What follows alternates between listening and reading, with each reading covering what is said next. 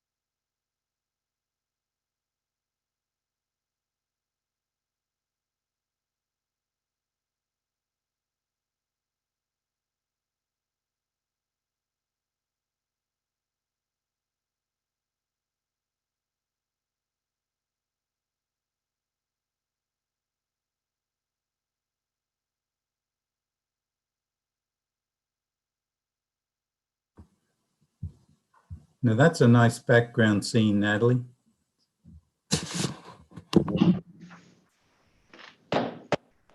Thank you. Good morning. Good morning, Commissioners. Good morning, everyone, and welcome to the Fulton County Board of Commissioners regular meeting. Today is February 3rd, 2021. The hour is 10:01 a.m. Madam Clerk, would you call the roll, please? Chairman Rob Pitt. Present. Commissioner Liz Hausman. Present. Commissioner Bob Ellis. Present. Commissioner Lee Morris. Present.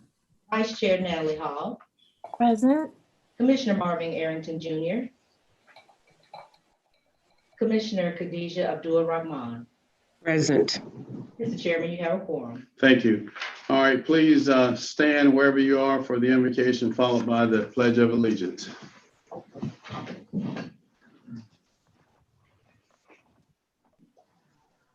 Let us pray.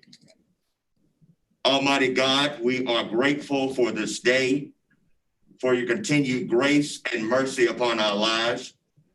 We pray now for one of our own, Matt Myers' father who has passed. We ask that you give them peace. We pray for all those who mourn. We ask now your hand of protection upon our leaders. Continue to lead and guide them. Give them your strength and your wisdom. It is in your name we humbly pray. Amen. Amen. I pledge allegiance to the flag of the United States States of America. and to the republic Republic for which it stands, one one nation, nation, under God, God, indivisible, with liberty and justice for all.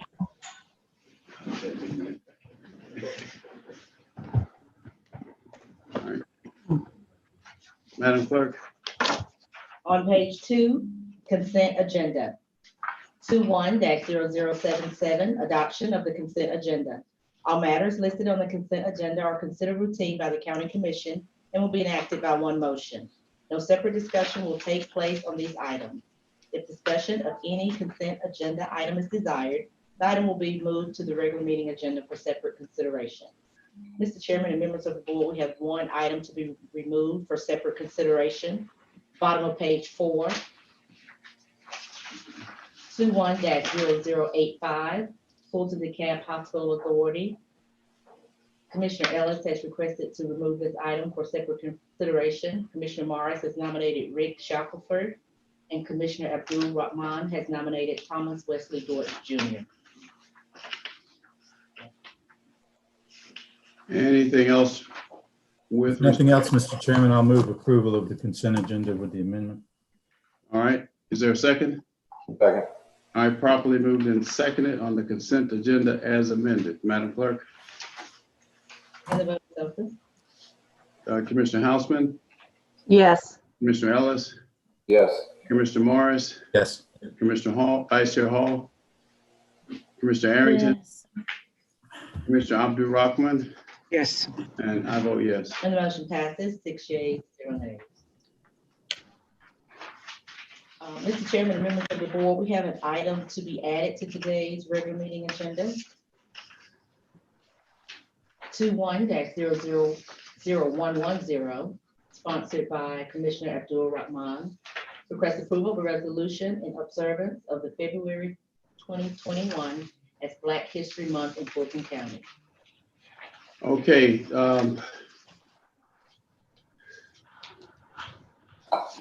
Just a minute. Now, to add items to the agenda on the day of, it's supposed to be in two categories, an emergency or extraordinary circumstance. I'm certain that we all support this, but I'm not sure it's an emergency. And we do have another meeting in February where this will be placed upon the regular agenda. But the rules require that it be for an emergency or some extraordinary circumstance. All right, continue. I'm sorry. It's not Excuse just me, 5 Chair. votes. Commissioner Abdul Rahman? Yes, with all due and respect, Chair, the extraordinary circumstances that I would present to my colleagues is that in this particular climate, given what our community has went through, and by the time we get to the next meeting, we'll be halfway through the month. I would just humbly ask that the members would think about that Black History Month is regulated to the shortest month of the year. And if we as a body, in this particular case, understand that it is extraordinarily that we show the diversity and the inclusiveness of the body, not only the body of the Board of Commissioners, but Fulton County as a whole. We are in unprecedented times where we have lost so many of our African Americans that have been struck down in their home, that have been jogging. And so this is, in my mind, an extraordinary time for us to step to the plate and make a decision that in this case, it would be important, somewhat of an emergency, that we clearly send a message that Black History Month is important to us and we recognize it. And since we've recently introduced that racism is a public health crisis here in Fulton County, that I think in this particular case, it would behoove this body to pass this for our constituents to know that we support diversity, we support African American history, which is American history. Thank you. Is that a substitute motion? There was no motion. Commissioner Abdul Rahman, I think your statements are appropriate. I'm simply reminding stating rather what the rules require. But if I would ask us, because at the last meeting, my staff had brought something forward that was not an emergency. I asked that it not be even voted on because it wasn't an emergency. So I think the cutoff date is on Friday at 10 o'clock before our meeting. So let's be mindful of that going forward, and trying to maintain some dignity and respect as we go about, just a minute, go about the people's business. But I hear you loudly and clearly, Commissioner Abdul Rahman, and in this instance, I would ask my colleagues to vote in favor of adding this to the agenda. So I'll move that it be added. Is there a second? Second. Second. Properly moved and seconded. Cast your votes, please. Commissioner Houston. Well, I'm going to vote yes. This county has a history of supporting Black History Month. This is not what I would consider emergency, but for the good of the board, I'll be happy to vote yes. But I do think that in general, we should do our best to try to adhere to our policy of only adding things if they are under the two circumstances the chairman mentioned. But I vote yes. That's correct. Thank you very much, Commissioner Houseman. Commissioner Ellis, Yes. Commissioner Morris, Yes. Vice Chair Hall, Yes. Mr. Arrington. I vote yes, and my understanding is that you needed a vote of 5 people. And so I would submit that the vote of 5 people determines whether it's an emergency or not. Commissioner Abdul-Rahman. 5 votes, if you get 5 votes, it's an emergency. If you don't get 5 votes, then it doesn't meet the criteria. Commissioner Abdul. Well, actually, let's just be clear. There is a resolution that explains all of it. Commissioner Abdul-Rahman, how do you vote? Yeah. Yes. And I vote yes. And the motion passes unanimously. Thank you. On- Continue. On page 6 of the regular meeting agenda, 21-0091, adoption of the regular meeting agenda. Mr. Chairman, members of the board, our only addition that I have is to include item 21-0110. I'll move approval, Mr. Chairman, with the amendment. All right, is there a second? Second. All right, properly moved and seconded. Cast your votes, please. Commissioner Houseman, Yes. Commissioner Ellis, Yes. Commissioner Morris, Yes. Vice Chair Hall, Yes. Mr. Arrington, Yes. Mr. Abdul-Rahman, Yes. and I vote yes. And the motion passes unanimously.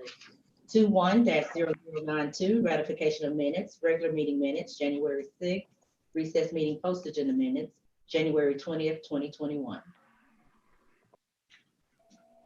Move approval. I'll second. Second.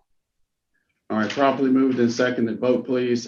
Houseman, Yes. Ellis, Yes. Morris, Yes. Hall, Yes. Arrington, Abdul-Rahman, Yes. I vote yes. And the motion passes 6 yeas, 0 nays. 21-0093, presentation of proclamations and certificates.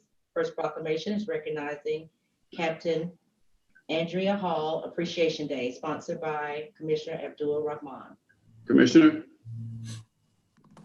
Yes, Chair, I would like to actually present it now.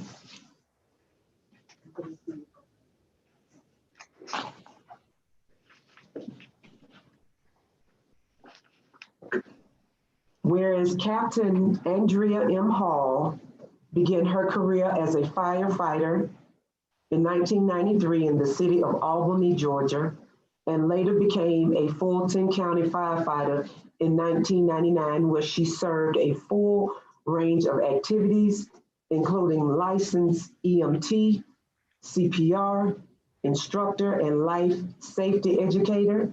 And whereas Captain Hall began her current role with the city of South Fulton in 2018, where she serves a population of 100,000 residents over 86 square miles. She also serves as an adjunct instructor for Georgia Public Safety Training Center. And whereas Captain Hall is the first African-American woman to serve as fire captain for the Fulton County Fire Rescue Department, as well as within the city of South Fulton Fire and Rescue Department. And whereas Captain Hall was granted the great honor of delivering the Pledge of Allegiance at the 59th U.S. presidential inauguration of Joe R. Biden and Vice President Kamala D. Harris on the steps of the United States Capitol in Washington, D.C. on January 2021, whereas Captain Hall gained international accolades when she chose to sign and verbally speak the Pledge of Allegiance at the inauguration to include 600,000 Americans who are hearing impaired. Now, therefore, be it resolved that the Fulton County Board of Commissioners commends this exemplary service of Captain Andrea Hall and express our great pride of her representation of Fulton County, and does hereby proclaim Wednesday, January 20th, 2021 as Captain Andrea Hall Appreciation Day in Fulton County, Georgia, And on the note that it is Black History Month, I am proud that I am giving this you on behalf of Fulton County for the great work that you have done and will continue to do. And we're going to give you a few moments to give remarks. Well, first of all, thank you. And I am honored to receive this by, first of all, Commissioner Khadijah. I appreciate you recognizing me and the commission. First, I just want to say how humbled I am by this, because this came out of such a benign effort on my part to just demonstrate my love and appreciation for firefighters around the world and for the deaf and hearing, hard of hearing community. I had no idea that any of this would come out of it. So I just want to say thank you so much. I appreciate the recognition, and I hope that I can continue to make you guys proud. Thank you. Thank you. Thank you so much. Congratulations.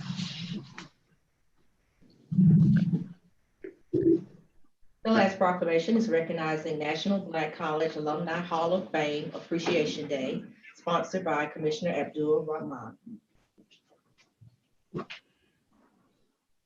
Chair, I would like to take this moment to present this as well. This proclamation, whereas the National Black College Alumni Hall of Fame Foundation Incorporated was founded in 1986 and is dedicated to sustaining and growing historically Black colleges and universities known as HBCUs through alumni recognition, scholarship training, and technical assistance and programs to promote humanitarian involvement. And whereas the mission of the National Black College Alumni Hall of Fame Foundation is to serve as catalyst and partner for ensuring the stability, strength, and excellence of the nation's historically Black college and universities. And whereas the foundation pledges to partner with alumni, administrators, students, corporations, nonprofit organizations, and others to provide enhanced technical and financial resources to HBCUs on an ongoing basis, develop, coordinate, and execute events to raise funds for new and existing programs that support HBCUs, campuses, students, and National Alumni Association, and to encourage students attending HBCUs to take pride in their institution and in the communities surrounding them. And whereas the programs and initiatives of the National Black College Alumni Hall of Fame Foundation are designed and implemented to highlight the accomplishment of HBCUs through their graduates and students. They include the Positive Image Program, Call to Womanhood, and Call to Manhood symposiums, the Legacy Lecture Series, the Speakers Bureau, and the Andrew Young Emerging Leaders Institute. And whereas under the leadership of founder and chairman Tommy Dortch Jr., the foundation just celebrated its 35th anniversary and pledges to continue to preserve and highlight the significant contributions of HBCUs and its graduates. Now, therefore, be it resolved that the Fulton County Board of Commissioners commends the National Black College Alumni Hall of Fame Foundation for its continued support of all HBCUs and celebrates with them on the occasion of their 35th anniversary, and does hereby proclaim Wednesday, February 3rd, 2021 as National Black College Alumni Hall of Fame Foundation Appreciation Day in Fulton County, Georgia. And it is with immense pride that we have our first African-American female vice president who is a product of an HBCU. So I commend you, Tommy Dortch, and I would like for you to make a few moments of remarks, please. Well, this is a tremendous honor, and I thank you, Commissioner Abdul Rahman, for this great honor for the foundation. I have 5 children, and all 5 children are graduates of HBCUs. As a matter of fact, my oldest son was the clerk of the Fulton County Commission for well over a decade. And so it's important because in the early 30s, we had over 235 HBCUs. Today, we only have 105. And when I graduated from high school, I had limited number of number of colleges I could attend. Most of the majority schools wanted me to come and play basketball. I was an all-state basketball player, but I also missed by 0.2 percentage points in being the valedictorian. So I went to Fort Valley State. And so all of my children, my oldest daughter, Spelman, my oldest son went to Fort Valley, and then my next oldest daughter, Clark AU, and then my next daughter, Fort Valley State. And my youngest, if he'd been the first, he'd been my only, Thomas W. Deutsch III, went to Florida A&M University. So I want to thank you. And in Fulton County, here in Atlanta, the largest center of Black higher education in the world, the Atlanta University Center. So I want to thank the commissioners. I want to thank you for your leadership, and we will continue to work hard for these great institutions. We've given millions of dollars in scholarships, and we intend to continue. So thank you, and thank the Fulton County Commission for this honor. And you are a phenomenal commissioner for us here in the 6th District. Thank you. Thank you. Thank you. Congratulations. Continue, Madam Clerk. Public hearings. 21-0094, public comment. Citizens wishing to participate in the public comment registered online to join the public comment portion of the Zoom call, or can submit public comment in by email or by filling out the form located on the county website, www.fultoncountyga.gov. Speakers will be granted up to 2 minutes each. Public will not be allowed to yield or donate time to other speakers. The public comment portion of the meeting will not exceed 30 minutes. Sir, we have 3 public comments submitted online to us. The first of these is from Thomas Dean of Atlanta. In light of the recent runoff elections, I respectfully ask that the board explore ranked choice elections as a way to streamline the election process and eliminate the wasteful expense of multiple runoff elections. I believe ranked choice elections would increase voter participation, help Fulton County and Atlanta be an efficient 21st century metropolis. Thank you. The next comment is from Richard Corbin. Good morning. I come to you today to seek clarity on the ethics of the contracts between the Fulton County Attorney's Office and Abure Pursuer and Bryant LLC, attorneys at law. This firm is being assigned work from the Fulton County Attorney's Office, work in which presents a conflict of interest, as they also represent clients that have a legal and monetary interest in these same matters. Specifically, my property was sold in a Fulton County sheriff sale, and after doing all the paperwork to get my property back and secure the excess funds to pay for the property, I was informed that the firm Abure, Pursuer, and Bryant was assigned this matter, and Ms. Bryant will be reviewing my claim. This was after I informed the Fulton County Attorney's Office, Elizabeth Roberts, Portia Lackey, that Ms. Bryant's firm was the firm I owed the money to, as they were representing the party that had purchased my property in the sale. From my very first day speaking with the firm of Missouri and Bryant, I informed them that I felt that this was a conflict of interest and I was not comfortable with it. State Bar of Georgia Handbook states, Rule 1.7, Conflict of Interest, General Rule, a lawyer shall not represent or continue to represent a client if there is a significant risk that the lawyer's own interests or the lawyer's duties to another client, a former client, or a third person will materially or adversely affect the representation of the client. I am a third person that was materially and adversely affected by the representation of Fulton County by Abure, Missouri, and Bryant LLC, attorneys at law. Ultimately, I was charged exorbitant fees by Abure, Missouri, and Bryant LLC for their client because of this conflict of interest.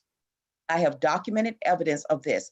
Furthermore, after bringing this to the attention of the Fulton County attorney, the lead attorney for Abure, Missouri, and Bryant LLC reached out to me stating that he would give me a discount, waiving all late fees that I had incurred because of his firm's lethargic movements.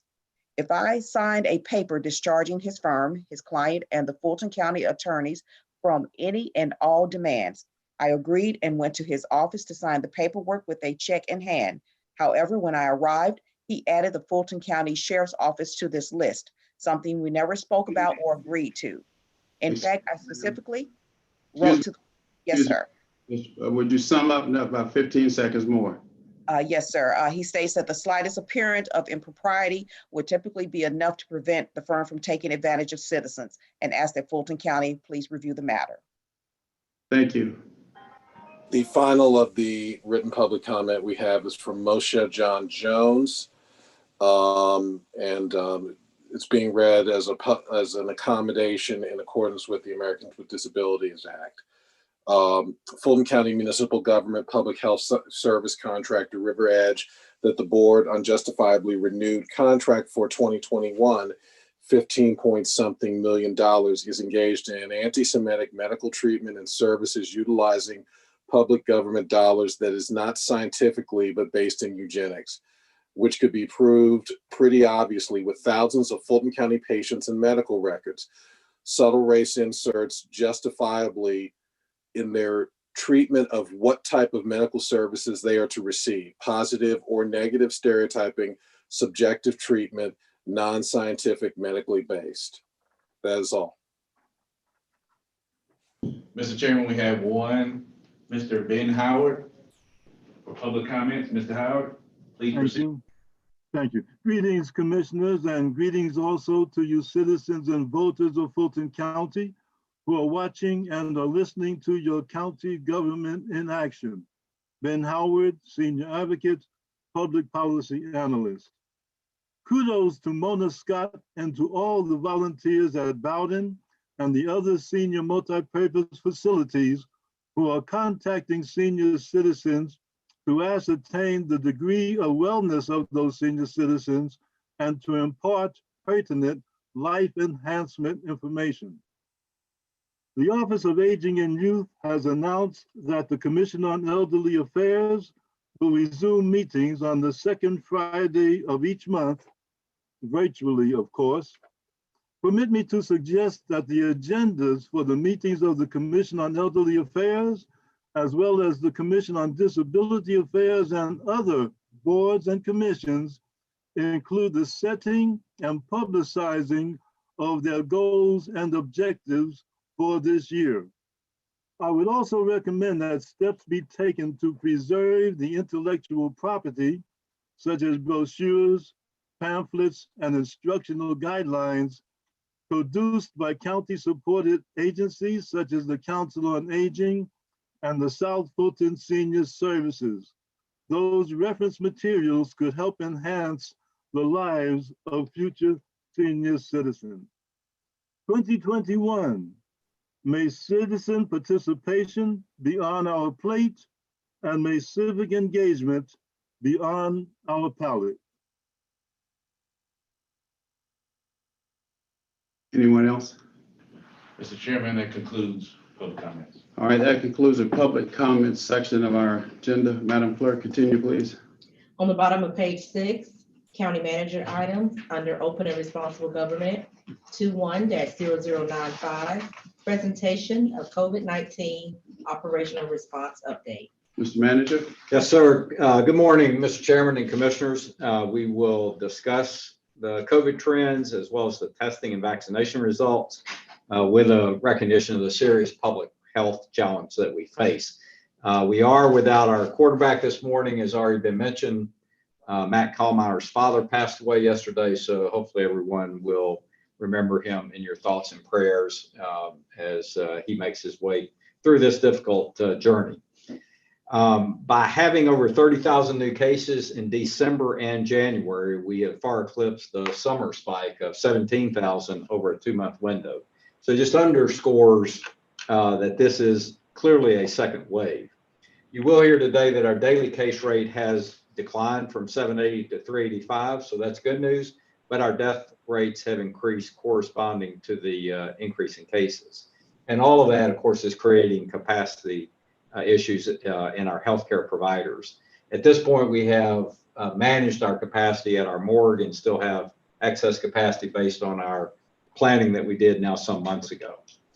We continue to test at a pretty rapid rate. Over 6,000 per day is the current level of testing, and we've tested over 1.45 million. Of course, still leading the state of Georgia, as well as metro counties by a large margin. And that will continue, and we plan to continue that going forward. So just to disabuse anyone that may be listening, as vaccines come online, that it does not mean it's mutually exclusive with testing, as we'll continue that program. However, vaccines do continue to climb. We have now administered over 30,000. You'll hear we have approximately 13,000 scheduled this week, and I think we've improved our communications efforts significantly and put the reservation system in a mode where it can be managed with a wait list and identification of folks coming through that reservation system at a managed number. We'll continue in that posture for the foreseeable future, because scheduling any further out than 1 week is not available, given the fact that we do not know, as was reported, for example, in the AJC this morning, no health district knows what their supply of vaccines will be until the vaccines are delivered that week. So we'll talk more about that as Doug talks through some of the reporting Dr. Paxton summarizes. We have developed, though, a vaccine plan. So one of the things we have focused on is putting all the key metrics in place to drive a number of vaccines at around 60,000 per month. We have built back from that the staffing, the resources, the locations, the mobile sites, all that would have to come to bear to achieve that. And we reviewed that yesterday as a team. So we're well on the way of putting now fundamental plans together that we are using the monies that you allowed us to allocate in the budget for emergency response to this plan. We also have been meeting with the leadership of Mercedes-Benz Stadium. Steve Cannon, specifically, who's the CEO of Arthur Blank's organization, has been very involved with his staff. That location is already, as you'll see, in just a moment, producing about 50% of the results that we're achieving. More importantly, I think it represents the possibility, and I think this is aspirational at this point in time, but the possibility of doing 15,000 tests per day. And that is the Mercedes-Benz team's stated goal. So we will be working with them to achieve that aspirational goal, again, contingent upon not only the clinical staff, but also the vaccine supplies that would be necessary. But I want to commend them publicly for their community mindedness, now not only in voting, but in vaccine delivery. We're also targeting specific efforts, and we will talk with you today, to our seniors, specifically ones of color.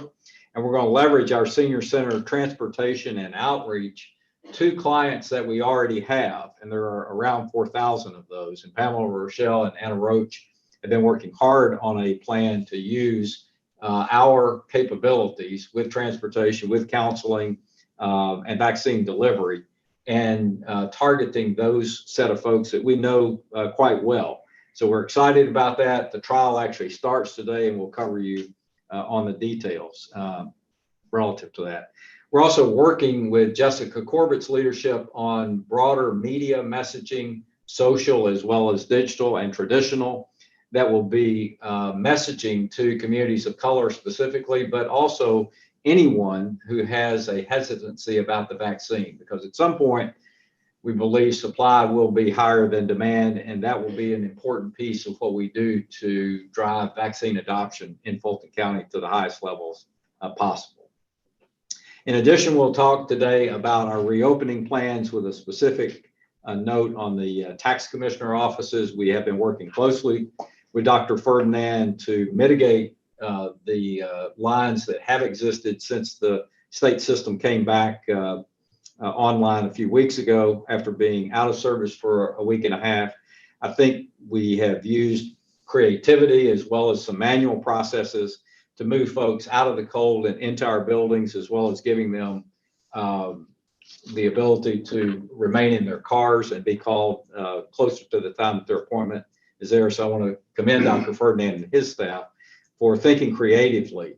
In addition, what will most impact the alliance is the reopening of Greenbrier and 141 Prior tax offices. So we will talk about that in Anna's report, and again, have good progress, I think, in being able to bring both of those offices back online.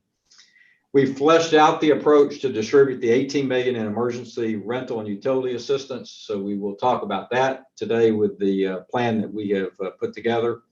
As I sent you last night, you'll hear that current federal guidance does not allow us to send to sub-recipients, be it cities or nonprofits, at this point in time. And I want to underscore that. Things could change as they did with the CARES program, but as we sit here today, that's not allowed based on both the county attorney office opinion as well as outside counsel. And as long as, again, my name's the signature on that receipt, that's what we're going to stay with. And we'll continue to use the 45.7 that, again, you've allocated to us for all other health and operational needs. And we're beginning, as you can see in the emergency purchase, already to make commitments in that vein. So, Mr. Chairman, with that, we'll start with Chief Operating Officer Anna Roach, and then we'll finish with where we are with the funding that we've been allocated with the Chief Financial Officer. Thank you, Mr. Manager. Madam COO, yes, Madam COO. Good morning, Mr. Chairman, and good morning, members of the board. We've got quite a bit to cover with you this morning, so we'll try to go quickly but completely through the slides, and be sure to leave enough time for the board to engage with questioning. Again, all of the Fulton County team, commissioners, staff, and our clients, our hearts go out to Matt Kallmeyer as he suffered a tremendous loss, as the manager mentioned this morning. So just wanted to quickly mention him and let him know that he's in our thoughts. With that, I will kick it over to Matt's team now, who's gonna hold the fort down for him while he is not with us today. So Doug and Alton, I will turn it over to you all.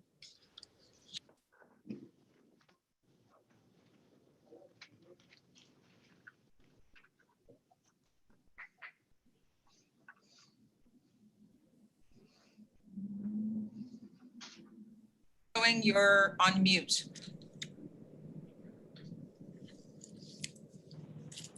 There you go. Sound check. Sound check. We good? Can you hear us now? Yes, we can hear you. Okay, thank you. Good morning, commissioners. Mr. Anderson did a great job of summarizing. I hope to show you visually some of the things he talked about in his opening remarks. As you know, I like to start off generally with a kind of broad look at the United States. The darker colors on this map obviously represent the more communicable, the darker colors are where the sickest part of the nation is. As you can see from January 1 to February 1, the nation does look a little healthier. Not a lot healthier, but you can see improvement in the United States in the 1 month period since January 1st. Next slide. Taking a closer look at Georgia. Georgia was really at our worst around January 18th. And that was the last meeting that we had, and you can see the darker colors on the left. While the colors are still pretty dark on the right-hand side, there's been a definite improvement in Georgia, and I'm going to talk a lot about positive trends and the like, but I just want everybody to remember that this is still an unhealthy picture. And when you compare it to our summertime highs and really what is considered anything close to being manageable, we still are in a very dangerous zone. So I want to encourage, while these slides are encouraging, we want to continue to encourage all the social distancing measures that have been in place in our county for some time. Georgia now ranks 18th in the country as far as communicability, and we continue to kind of maybe work our way out of the top 20. Next slide. Also, we've come to an end of another month. I particularly like this slide quite a bit because it gives you a very good historical view. And so at the top, we have the cases by month for Fulton County, and at the bottom, we have the deaths per month for Fulton County attributed to COVID. And I like to kind of, you can look early on in last spring where the death rate, even though our case rate was low, the death rate was fairly high. And we didn't know a lot about COVID at the time. People really didn't have access to testing or the healthcare. And so as healthcare improved, the death rate improved, obviously, for COVID. But you can also see on the top part of the slide, starting in September, where we were kind of at our low, the second wave that started in the blue bars moving all the way up to January. We've often talked about death being a lagging indicator, and I think it's demonstrated pretty clearly in this slide that with our huge spike in cases in December, you're now seeing a spike in death, COVID-related deaths here in the month of January with our highest month total ever. We've lost 156 people. So let's bring attention to the last blue bar on the right, which is our highest month ever for cases. Most of that was front-loaded. And so that being said, if deaths are about 3 weeks behind the caseload, we expect that, we hope that the death toll isn't as high, but we expect to be at a higher death rate at least for another week or two. On the right-hand side, you can see our 7-day average for cases has really been cut in half almost from 780 on January 4th to 385. That 385, like I said, is still an unhealthy number, but that's definitely encouraging. And then while our deaths are up 300% since January 1st from a 1.6 average to 7-day average to a 5.7. Next slide. And quickly, I'll run you through what we call our dashboard. As you can see, starting on the far left in the green is our testing metric. Mr. Anderson rightly said that we have put testing, continue to put testing as an important part of what we're doing, and continue really to test at a level between 8,000 and 6,000 really since mid-September. There's a little up and down based on holiday schedules, but we've been pretty much in that area for a while. Next to the right, you'll see Fulton County's daily cases, and you see the 7-day trend line where we were at a high just at the beginning, around Christmas time, and then kind of the drop below, but we're still above our summertime highs. And the metric that I really like to, that is really telling is the hospital bed census, which you see in the blue, which peaked at 1,036. And our summertime high was 600 for comparison. And really anything over 500 puts us in a severe shortage of beds. So Fulton County for quite some time now has been in a shortage of beds. The Georgia World Congress Center is still open because we're still in a dangerous area. And they are just about full. They took 20 new patients yesterday, and they plan to be open as an overflow through the end of February at least. But it is encouraging because we were at a 7-day average of about 1,010 and we're down to 805. So there has been a definitely turn in the right direction. And then I've talked to you about the deaths on the previous slide. Our death toll for the length of the incident is about 2.5 per day. And for the last 3 weeks or so, we've been over 5%. So we'll continue to monitor that information. Next slide. I'm going to end with the scorecard and kind of reiterate what I said. Our testing is really kind of been between that, in that 6,000 range. It's been down slightly over the last 4 days. We are still testing at over twice what the CDC recommends for a county or a population of our size. And so we feel good about that testing effort. Also, another thing to note is if the testing volume remains about the same, the percent positives have a lot more meaning. So our time to receive results is still in that 36 to 72 hour range for the PCR tests. Our cases have dropped from a high of 780 on January 2nd to 381, but we are obviously still in a red condition. Our percent positives have dropped from 15.7 on January 10th to 10.7. And remember, viable contact tracing is only achieved at levels below 5%. And so we hope that trend continues. The hospitalization census on 1/12 was 1,010 for a 7-day average, and we're down to 805. And then the bed availability has really been in the red for almost 5 weeks now for both regular beds and CCU beds. The vent availability is hovering around 50%, and we have plenty of vents.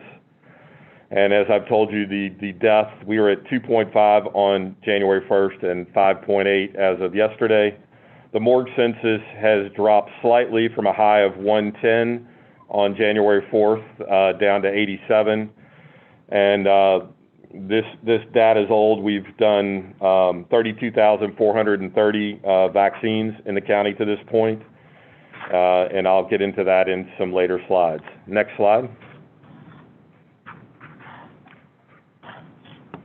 So we always like to kind of give you a summary of our testing activities. As Mr. Anderson noted, Fulton County, our up-to-date total is 1,458,842 based off yesterday's numbers. So we're closing in quickly on the 1.5 million tests in Fulton County. Really, we crossed the 1 million boundary on December 2nd. And sometime early next week, we'll cross the 1.5 million boundary, which means we've done 500,000 tests in just over 2 months. So a pretty awesome effort in that respect. As you can see, the neighboring health districts actually didn't have as much growth over the last period because they limited some of their testing options just to have people to concentrate on the vaccine effort. I want to bring to note that we're still doing about 23% of the state's total of testing in Fulton County.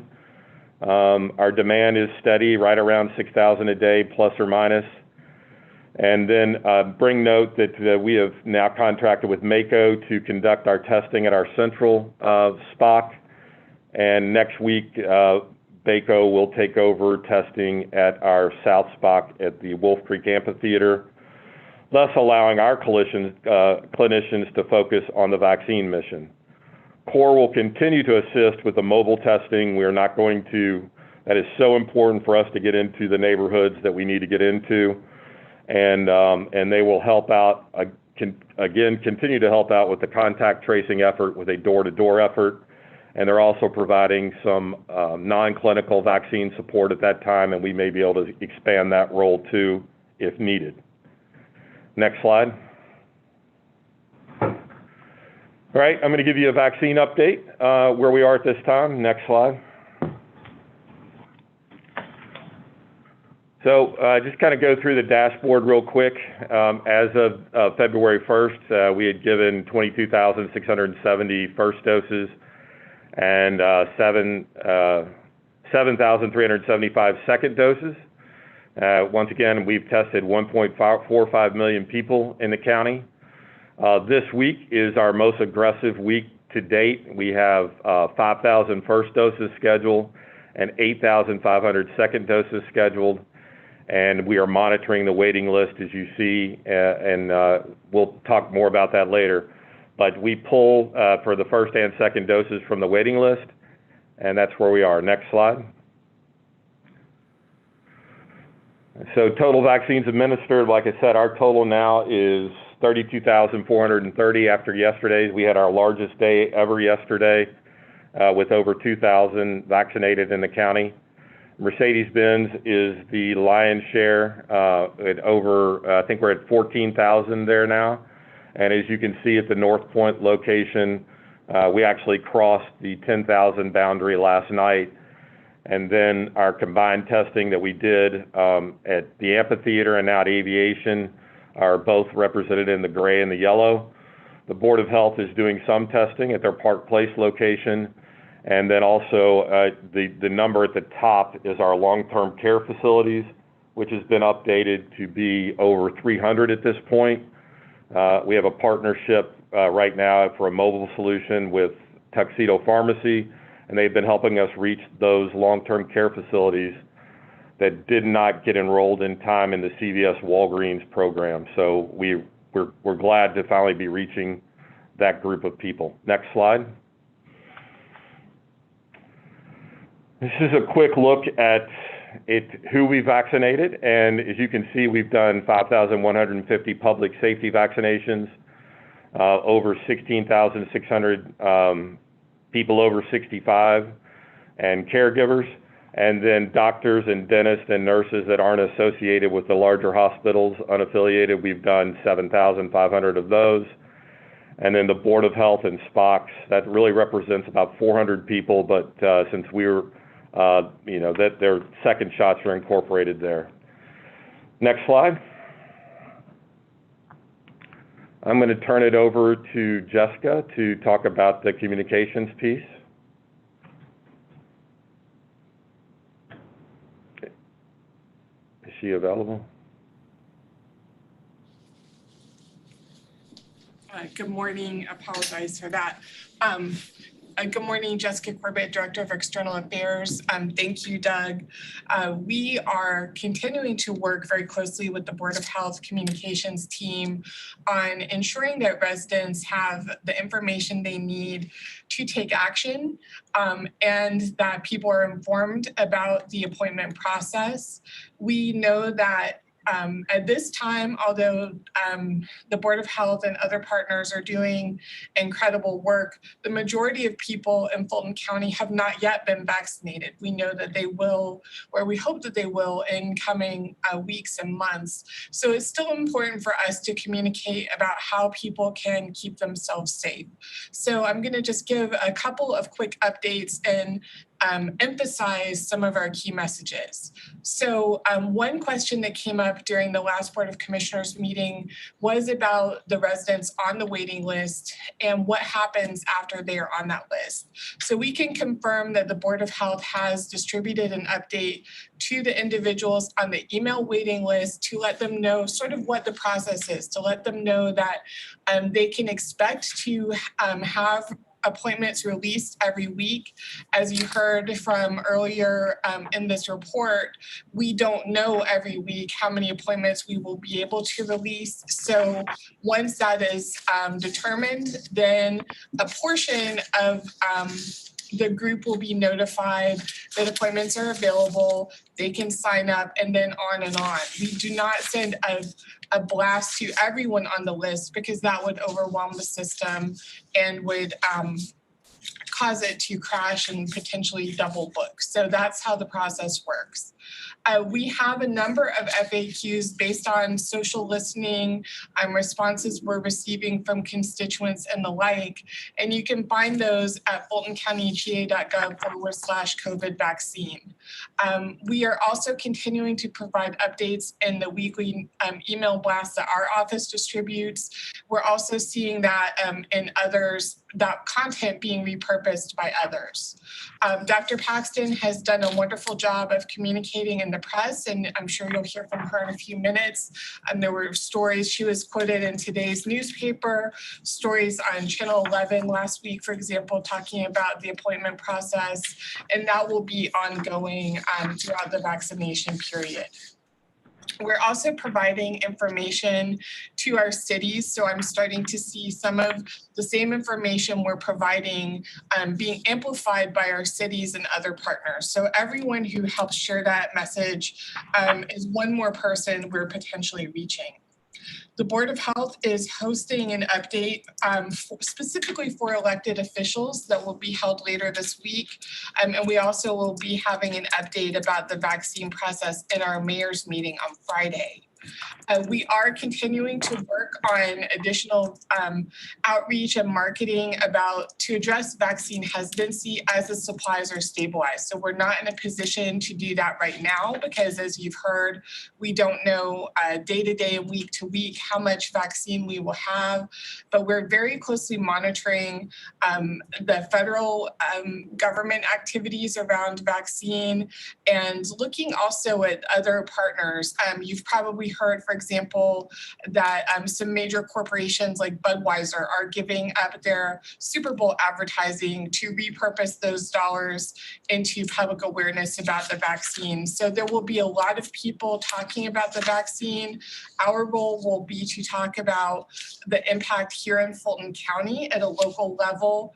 We're also very sensitive to the issues of health equity, and I'm sure many of you have read reporting about that issue, so that will be part of our communication strategy as well.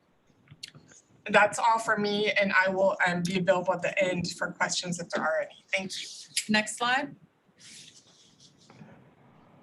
Thank you, Jessica. As the county manager talked about, we've got a solid vaccine plan in place. So this is a slide that kind of summarizes it. I'm gonna take you a little bit around it, but to be successful in our model, these 4 things are very key components that we pay attention to in our planning efforts every day.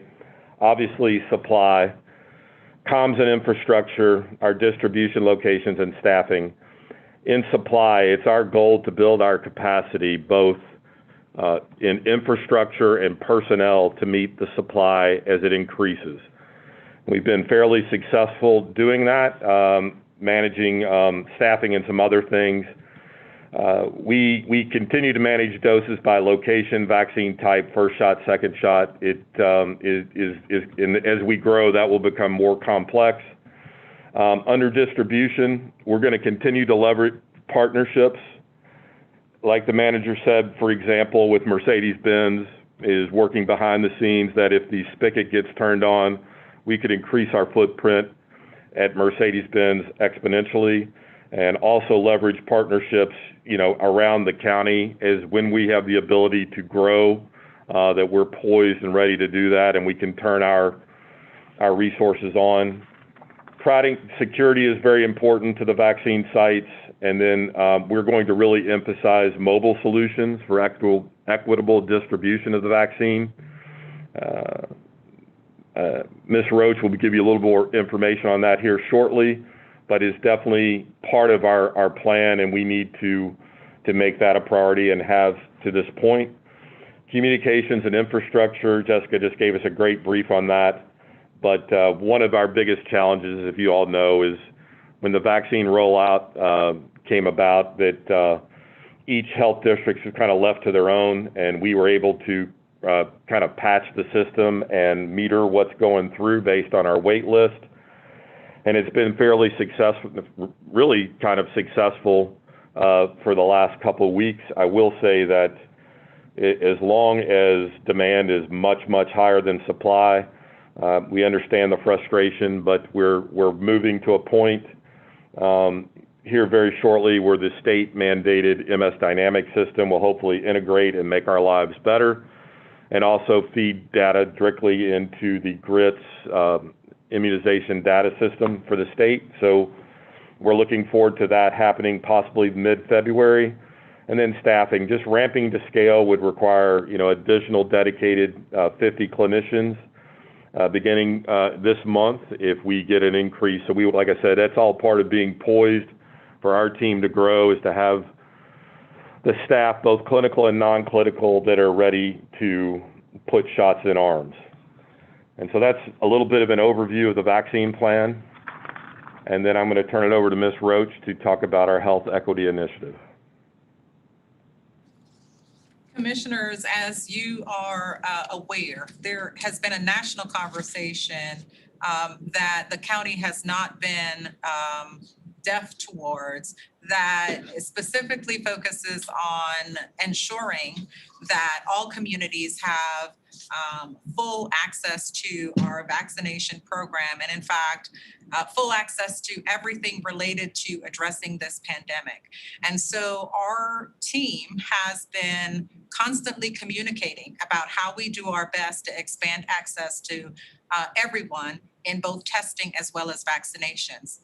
Vaccinations are particularly complicated because as the nation faces shortages in vaccines to cover phases that we aspire to complete, We know that that issue in particular, access to the number of doses to cover phase 1A as an example, is something we continue to struggle to achieve even to this day. And so we are having those conversations. We do want to make sure that the limited doses that we have access to are administered to all communities, not just to concentrated within a certain community. And so what we have come up with is a way we feel is an appropriate way and an exciting and good way to address the equity issue within the vaccine distribution program at Fulton County. As you know, the Board of Health, as I mentioned before, is not receiving adequate doses to cover everyone in phase 1A. We also have at this point an enrollment system into our vaccination program that is primarily electronic. And so for those that don't have access to a computer, that further exacerbates the access issue. We're also very aware about the high degree of hesitation, vaccine hesitation among the African-American community and other communities as well. What we have come up with as a team, I think, is a creative way to leverage the infrastructure that we have within our senior services department to help address some of those issues. We presented a proposal to the Board of Health and thankfully have the support of the district health director, Dr. Paxton, to implement a program that reserves 2,500 doses of vaccines on a monthly basis to run a program where we would work with current members of our senior services community to transport them from their homes to vaccine centers to be vaccinated.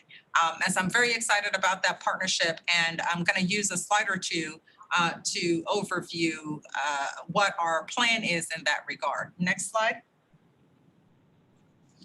Essentially, there are three primary components to this program model that was presented and accepted by the Board of Health.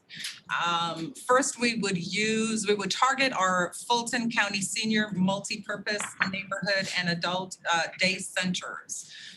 We would then activate Starline, which is our primary mode of communicating with our seniors in our current program model.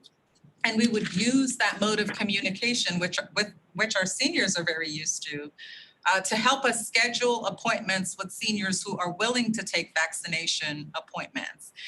And that's an important point because even as we see in the implementation of the pilot right now, there are some seniors that we are contacting that are refusing the vaccine. So one of the good components of this program that we wanted to implement was to refer that senior to counseling and education with the Board of Health or another partner to see if we could change their mind or approach about wanting to get the vaccine. So in terms of enrollment, I think we have a good solid program using Starline with an added component of educating seniors in hopes that they will become more open to taking the vaccine in instances where they had hesitancy.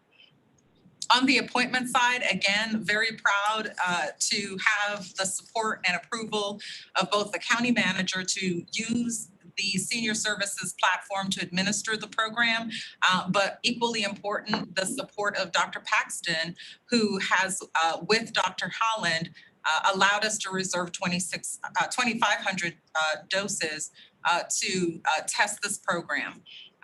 To expand access to vaccinations.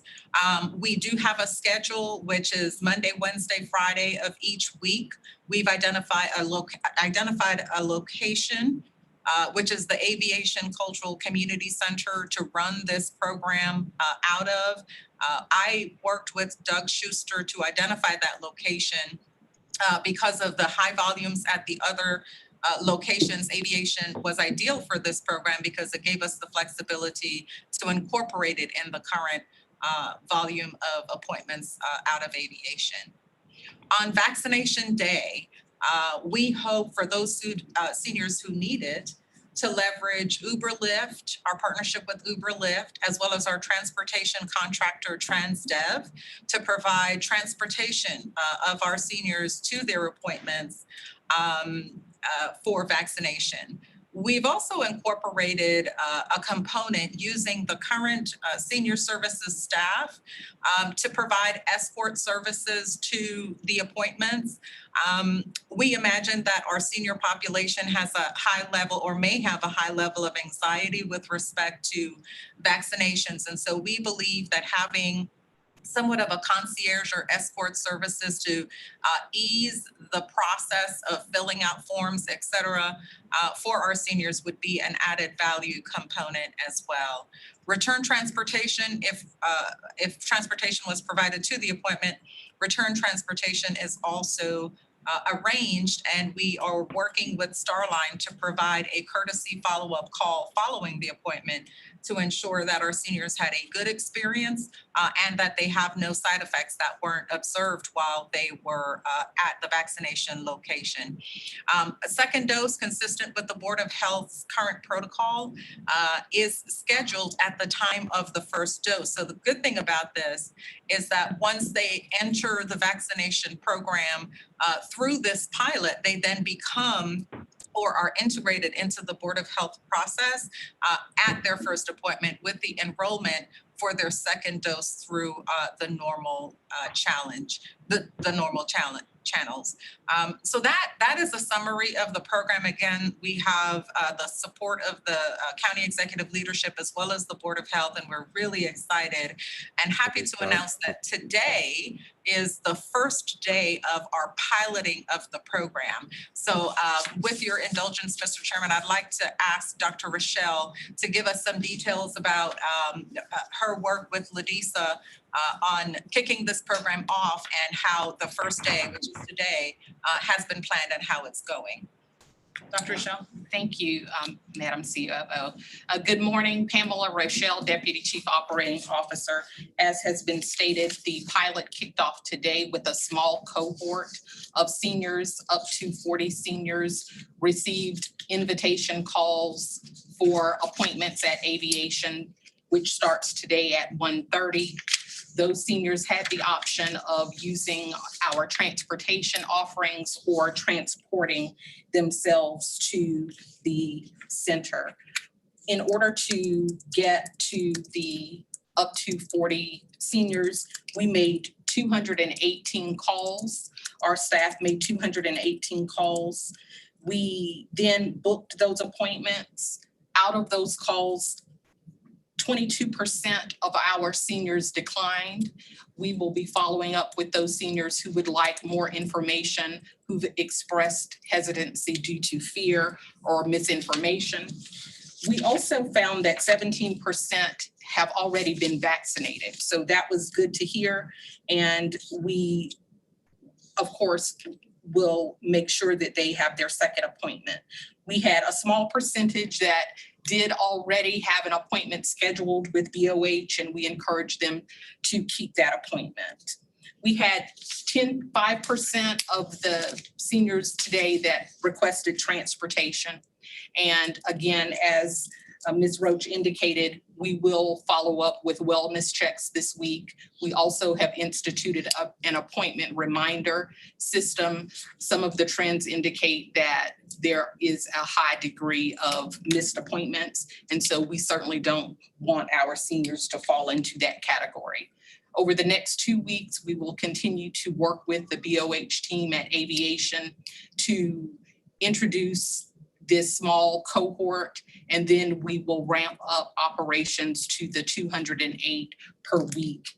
Ultimately, we will integrate another component, which will include a mobile strike team that will deliver the vaccines at the 4 multipurpose centers on a rotating basis over the next few months. Madam COO, that concludes my update. Okay, thank you, Dr. Rochelle. Mr. Chairman, that concludes the COVID update and the Board of Health update, as well as the vaccination summary. And with your permission, we would like to entertain questions from the Board of Commissioners on any of those 3 sections. All right, commissioners. Yes, Chair, I just wanted to thank the county manager and the COO for responding quickly to the situation out in South Fulton Annex. When I came on Friday, the line was wrapped around the building. And I want to personally take this time to thank the District 6 staff for helping me to manage that situation out at the South Fulton Annex. I would just humbly ask, first of all, thank you, the county manager's office. We do see a difference over here, but I would just ask in the future for us to be more proactive. There were a lot of seniors, there were a lot of disabled people that were affected by our slow reaction to it. But I'm glad to see that there is a difference. I'm glad to see that we have went from the line being around the building to just a handful at the door. And the things that my office, in conjunction with your office, put in place did make the difference. So I would just ask in the future, when decisions are made by the tax commissioner to that's going to affect especially my district and Commissioner Arrington's district, because it did greatly impact our constituents, that we stand in the gap, that we make sure that we are a little bit more proactive and make sure that we have the commitment and the consistency to make sure that we serve the constituents. Thank you. Anyone else? Any other questions? Yes, Mr. Chairman. Commissioner Morris? Ms. Roach, are we going to have something from Dr. Paxton, or this conclude your? I'm here to answer questions. I mean, like I tend to go on and on anyway. So the point is, you can just feel free to ask me questions, and I'm here to answer them. All right, just three quick ones. We did have a little glitch. First of all, let me say things are down at Mercedes-Benz were terrific. I did have my vaccine the other day there, and it was very smooth all the way around. It was a little windy to walk from the parking deck to the gate, but that was not the county's fault, that wind. But there was a little glitch when I got my notification about the shot, when it asked me for the date of the first shot, and I put it in there, and it said, and I think that was January 11th, and it said, sorry, we're not taking second shot appointments for folks who were later than January 19th or whatever.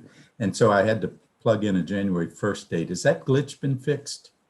I'm sorry, I'm not quite sure in terms of what, and when you say a glitch, we are sending out those emails. They're supposed to go out between 2 to 5 days, before the person's. Right, but when I put my first shot date in, it said we're not taking second appointments for shots. So if I can understand, so were you actually more than 5 days before your shot was due? Oh, no. I had to plug in an artificial date of my first shot. My second shot was well after the date. Okay, maybe what we can do is talk about this offline, because I'd have to try to figure out exactly what was. Yeah, fine. I don't know how it's going these days, but I got a heads up that I needed to plug in a different date. Yeah, because we don't want that to happen. We really need to do. Right, and a lot of folks might not have known how to do that, so I don't know. I guess my second question is, I saw somewhere that first of all, I learned that we have to have staff to actually mix the vaccine, that the vial. I assumed that each vial had one vaccine dose in it, and you just thawed it out or whatever and shot it in somebody's arm. But I understand that we have to have staff to sort of mix them. For the Pfizer has to be mixed. And the Moderna does not, it comes individual doses. No, they're not individual doses. It's still a multi-dose vial, but at least you don't have to mix it. You just pull off the doses as it's a 10-dose vial. So you pull off the 10 doses from one vial. The Pfizer's 5-dose? Well, 5, but actually consistently we're getting about 6. So they're now going to do a sort of a switcheroo there and sort of base their allocation based on 6. Well, that was my question, because I'd read somewhere where they were now allowing 6 out of a vial instead of 5. Well, actually, in a way, it kind of almost hurts us, because before we could consider that as a bonus and we do that. But now that Pfizer knows that we're consistently getting 6, they've been talking about reducing.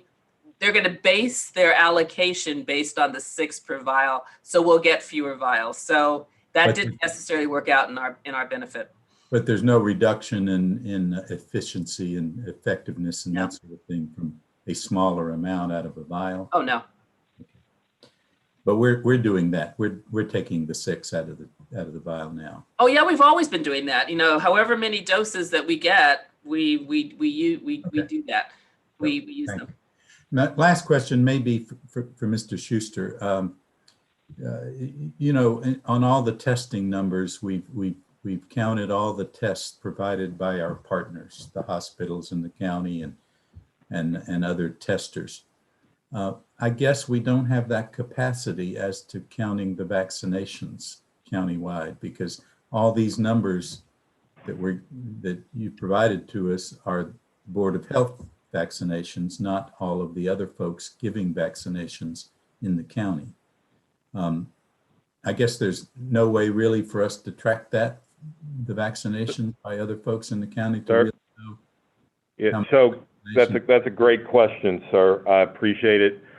As you all well know, early on when we were gathering metrics on testing, it really took me almost 2 months to garner the partnerships with the local hospitals and CVS and Walgreens, and that effort's still going on right now.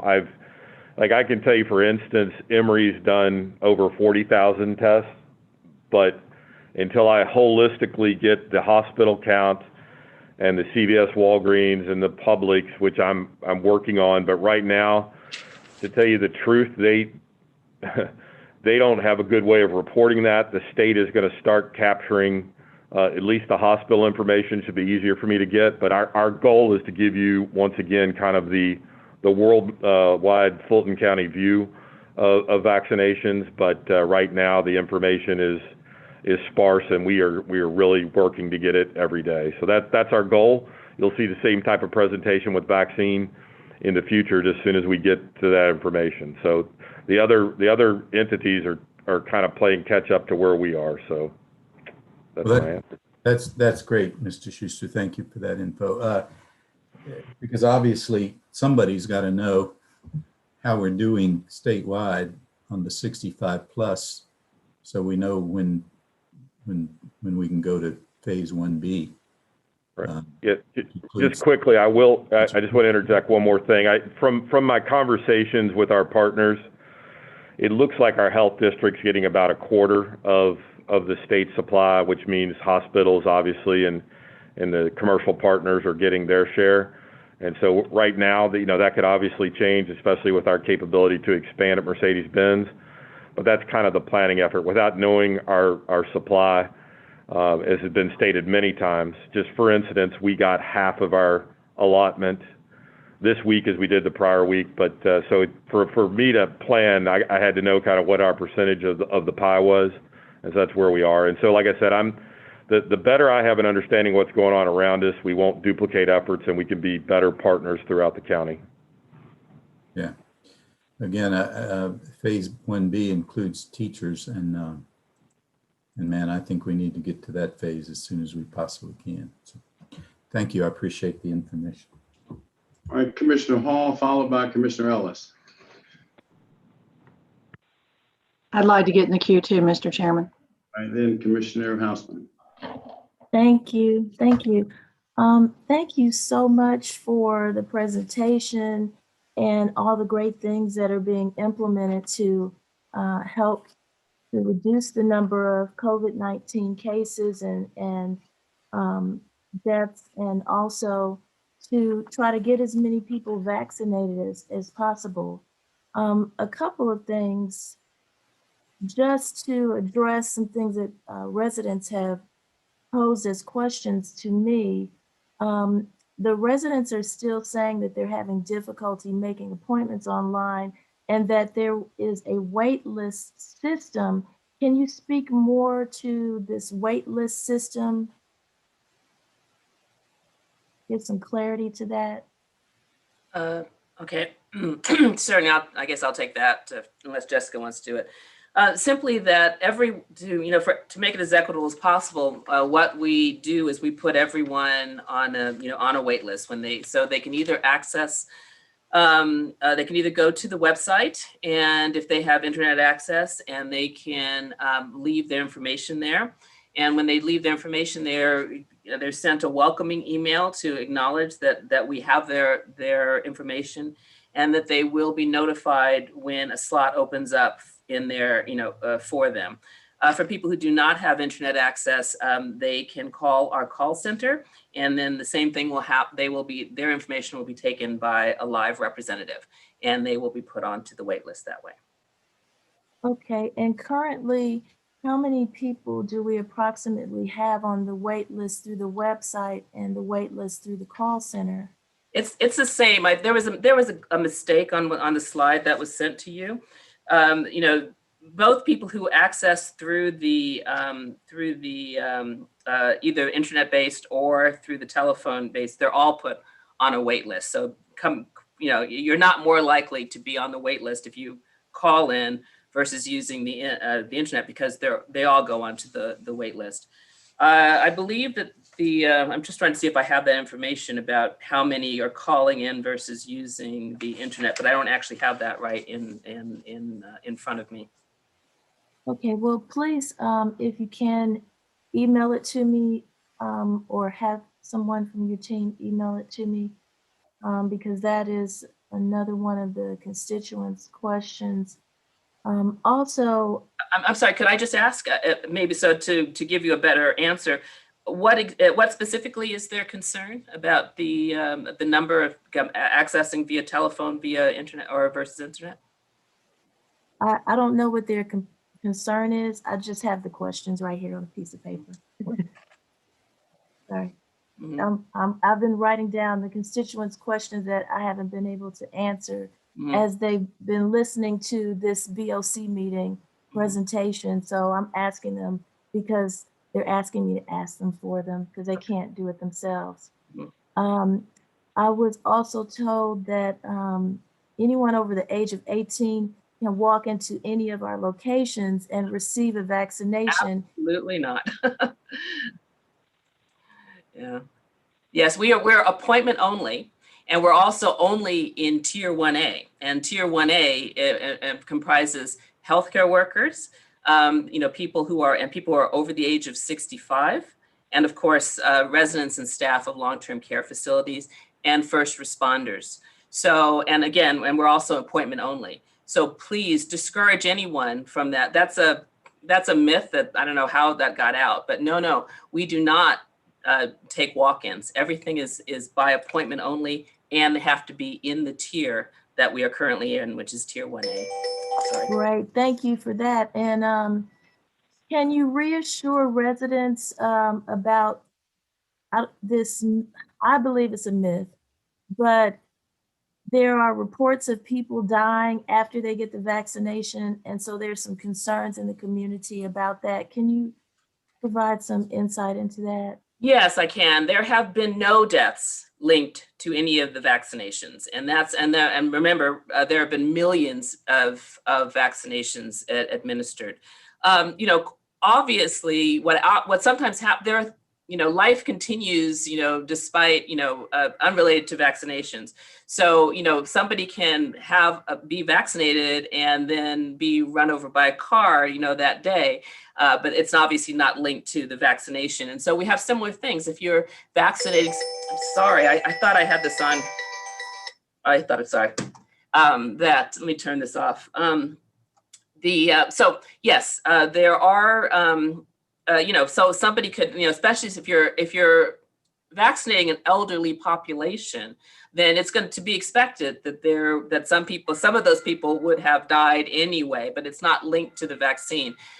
There is a very robust adverse event system that are linked to all of these vaccines, so that they're following every report of adverse results and severe adverse reactions and deaths. And so everything is investigated.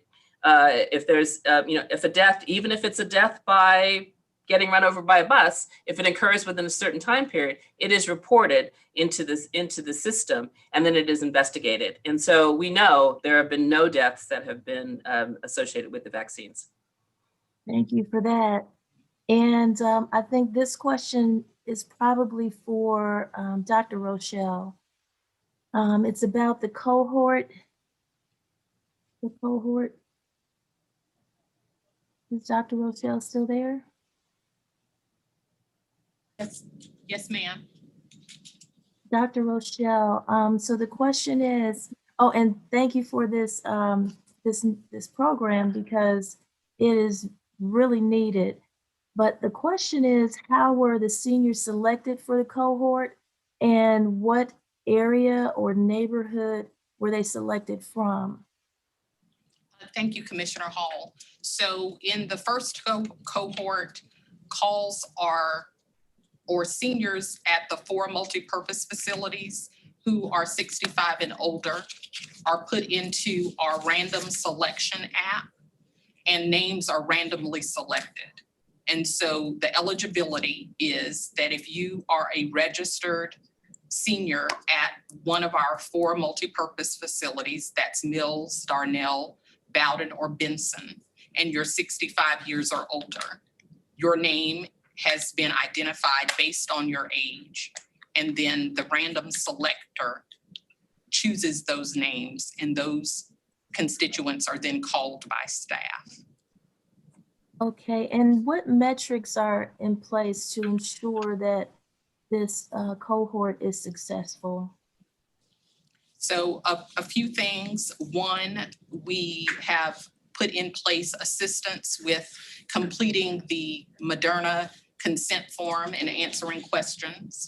We're offering transportation by Uber, Lyft, or Transdev for those that need it. We are also allowing a spouse of a registered participant to accompany them and to also get a vaccine since they're in the same home. We have instituted appointment reminders as well. We also have a post-vaccine wellness check-in, and we have included the ability for follow-up with any senior that has questions about the vaccine and is currently expressing hesitancy. And so these appointments are scheduled right now in the pilot phase on Wednesdays and Fridays. And we look forward to moving into a larger cohort up to 208 per week, and then working with the Board of Health on the strike team concept to bring the appointments to the 4 senior multipurpose facilities on a rotating basis. Thank you, that's outstanding. Great work. And that's the end of my questions. Thank you so much, Dr. Paxton and Dr. Rochelle. Oh, can I just interject something that was not on the slide? I just wanted to remind everyone that the elected official update is going to be tomorrow from 1:30 to 3, in which we're going to be talking about all things like the appointment scheduling system, about vaccine myths, and general education. So just wanted to encourage any of you who, encourage any of your fellow elected officials to tune into that. And if you do not have the link for registering, please let us know, and we can send that out to you. So I just wanted to make sure that you're all aware of that. All right, Commissioner Ellis, followed by Commissioner Houseman. Thanks, Mr. Chair. Thanks, Dr. Paxton. Hopefully you didn't just hit the jackpot over there with that ringing going on, because we need you to stick around here and not leave us anytime soon. But One quick note, I think Commissioner Marks referenced that scheduling item. I do think that I had a constituent that had that issue, but and he later called me and said that it appeared that it had been addressed. So, FYI on that. I had some questions about, I think the senior plan that was outlined is fantastic. And so kudos to the work on that. I had a, Dr. Rochelle, if you're still around there, did have a couple of questions there, or Ms. Roach can probably answer these as well. First being, I get the concept of the location and kind of having that designated location. I think that makes a lot of sense. In the event you had a client that was in a geography that was further removed from that and closer to one of the other locations and could drive, or do they have the flexibility to work with them and get them an appointment, say at Mercedes or at the North site? Recognizing those would probably be, kind of in the minority, so to speak, but you have that sort of flexibility built in. So we have talked about that particular issue, Commissioner Ellis. Again, what we would like to do is not allow this program to burden the system that the Board of Health has set up. Right now, Doug is very adamant about being able to work in this program at Aviation. So all of our appointments are currently targeted to be scheduled at Aviation. I do not want to sit here and say that if we encounter a senior and it poses a particular acute problem for them to be transported to Aviation, that we wouldn't try to make other arrangements. But we are primarily trying to keep the appointments in a way that it doesn't interfere with the Board of Health operations. Okay. And did I understand that correctly, that you are incorporating in the selection process and all that? And I think it was noted that in this initial group, you were doing random participants from the 4 multi-purpose centers. But in terms of the entirety of this, are we including the neighborhood centers as well? Yes, sir. And thank you. I wanted to make sure, one of the things I think we haven't done so far clearly is explain what our pilot is. Our pilot is simply a 2-day program where we're limiting participation to 40 individuals to work out the kinks of the program. Our pilot is not an extended program. So when we talk about targeting the 4 multi-purpose centers, we're only talking about the 2-day pilot that's occurring today and next and Friday. Next week, when the program starts in full, we are extending the telephone calls to participants in all of our programs, both senior as well as multi-purpose. And the calls won't have to be as random because we're not trying to limit it. We're just going to begin a full-scale outreach effort. Gotcha. Okay. And I know we're just getting the pilot and getting this off the ground, but just I know it's going to work, and I know it's going to be very successful. And then just a subtle plug that, or maybe not so subtle, can we begin, and maybe I'll have begun thinking about this, that once folks with developmental disabilities, depending upon where they are placed or moved ahead in a tier, hopefully we are thinking about doing something very similar to what we've done here with our DD centers, and it may be potentially some other reaching out to some other groups with developmental disabilities clients. Yeah, I just read an article from Newsweek, Commissioner Ellis. It's funny you mentioned that because that particular vulnerable group was not on my radar until I read the death and impact rates in our IDD population. And so for sure, I haven't talked with Dr. Rochelle about this yet, but for sure, we do need to develop a plan to address that vulnerable group as well. Okay, good. And Dr. Paxton, on the, I think Doug may have mentioned about we were doing some work in partnership with Tuxedo Pharmacy on some of the long-term care facilities that didn't get in the mix. Has that been more driven by those facilities reaching out to us, or was there some inventory of these facilities we know that were hit, or sort of how's that kind of coming in? Well, it was a combination of both. I think initially we had some, because we were under the impression that many of these groups were covered by CVS. And then some of them reached out to us and said, well, we're not, or there was some glitch or whatever. So then we have then since done an inventory along with the Department of, I guess, Community Health to see how many of these facilities there are, and reached out to them to find out how many were not actually being covered by CVS. And so that then gave us the list of people that we knew that group of places that we knew that we needed to cover. So that's sort of the evolution of that. Do you have a sense of, kind of as a whole for the county, are we close to, hitting the majority of these facilities, or are there substantive gaps? I don't have the figures right in front of me, but I believe that, we've been making steady inroads into it. So and because it is our priority, these people have always been part of Tier 1A. I believe that we're close to, to finishing that off, but I can't give you any numbers because I don't have them in front of me right now. Dr. Paxton, I might be able to help a little. So CVS, Walgreens have approximately 3 weeks to a month left for the ones they're responsible for. And we are probably in the same time frame going to complete probably a little less the ones that we've identified and re-identified. And then some of the smaller facilities that we're finding will continue that mission. But we're over 50% of what we planned or what we have found. So it's definitely on our schedule. Okay. Thanks for that. And then on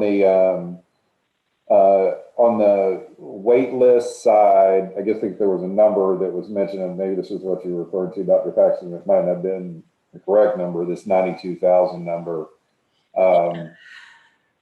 But the is that a correct number, or is that, who knows, I would say it's a misleading number. Okay. The reason I would say, and that I'm sorry that it made it into this presentation, that was my fault I'm so busy now, I haven't had a chance to proof a lot of things before they went out. Okay. That the number is accurate in that those are the number of people that have called in to leave their information.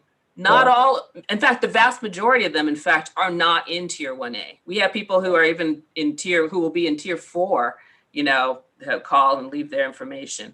So the issue is, and we'll talk more about this in subsequent Board of Commissioners meetings once we've had a chance to work it all out. But the actual number of people that are on the wait list who are in Tier 1A, which is the group that we are vaccinating now and who will be our priority, is somewhere, it's, if I have that, is somewhere on the order of about 20,000 people, okay? And they are our priority because we need to clear that wait list group before we move into the new system, the MSD system, that it will be coming out from the state. Okay, and as you're all already familiar with the MSD system because that's what we use with testing, in which people go online and could make their own appointments. So we feel obligated to clear our wait list of the Tier 1A people, before we can, fully get into that system. So that is our focus now. For the rest of the people that are on that wait list who are not in Tier 1A, then we are going to have to notify them about there's going to be a change to this system. And then we're working on the mechanics of how we're going to do that change now. But those the wait list that's really functional right now and that we are going to be working on clearing are the people who are in Tier 1A. And that's somewhere around 20,000 people. Okay. Yeah, that makes sense. I know myself, I had registered on here and it, of course, selected the other phase or whatever I was in. So, I would be incorporated in this 92,000, but obviously not in your priority group. Just a more of a detailed note, I guess there's some people that would have been able to have been in here without identifying which phase they were potentially in, right? I think the system may have just allowed you to enter in and select nothing. Mm-hmm. I guess are we going back and then asking through email to sort of codify which That's where Oh, they fit.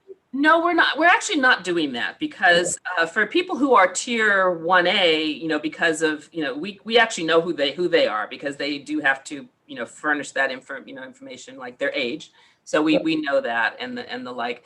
But for the people who are not in tier 1A and further on, again, we're going to have to figure out how we're going to let them know that the system has changed because because when we move to the new MSD system, we are going to have to move to a system where we're not going to be called, we cannot prioritize those additional 70,000 to start, working off that list. We're going to have to figure out a different way to do this and let them know that we now have the MSD system. And as their phases come up, then they're going to have to use that system to get into, to make their appointment. But it's on us to make people cognizant, to make sure that everyone knows this and knows how the system is going to work. And so we are still figuring that ourselves with the people who are developing the system and with the state in general.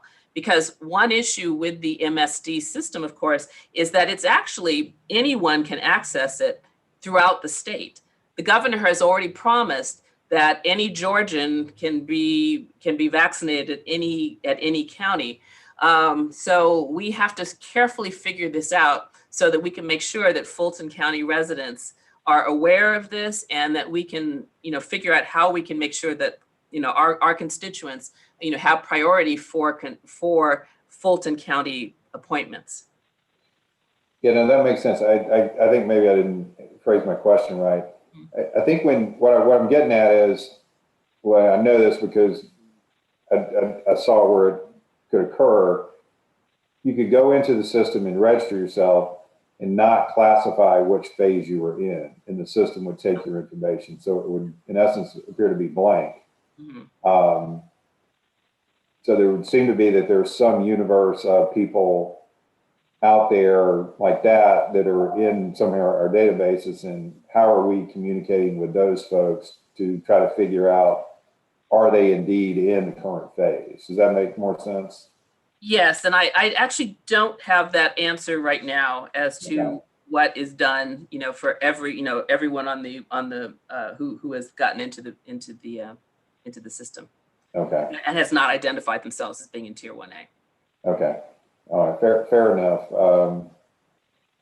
And last couple of questions on just more of a statement on the reporting side. And Doug, and I appreciate the details shared about that about trying to get our other partners and information there. And hopefully the state helps us have a presentation of what it looks like sort of, with all the enrolled providers within a given county and all that sort of stuff. But I guess maybe one small consideration that, maybe as we report our numbers, since they are, very closely tied to Fulton County, it might be useful if at least at each of these meetings that we had Fulton County's numbers and Grady's numbers. I think that's a fair ask of our partner, just for consideration.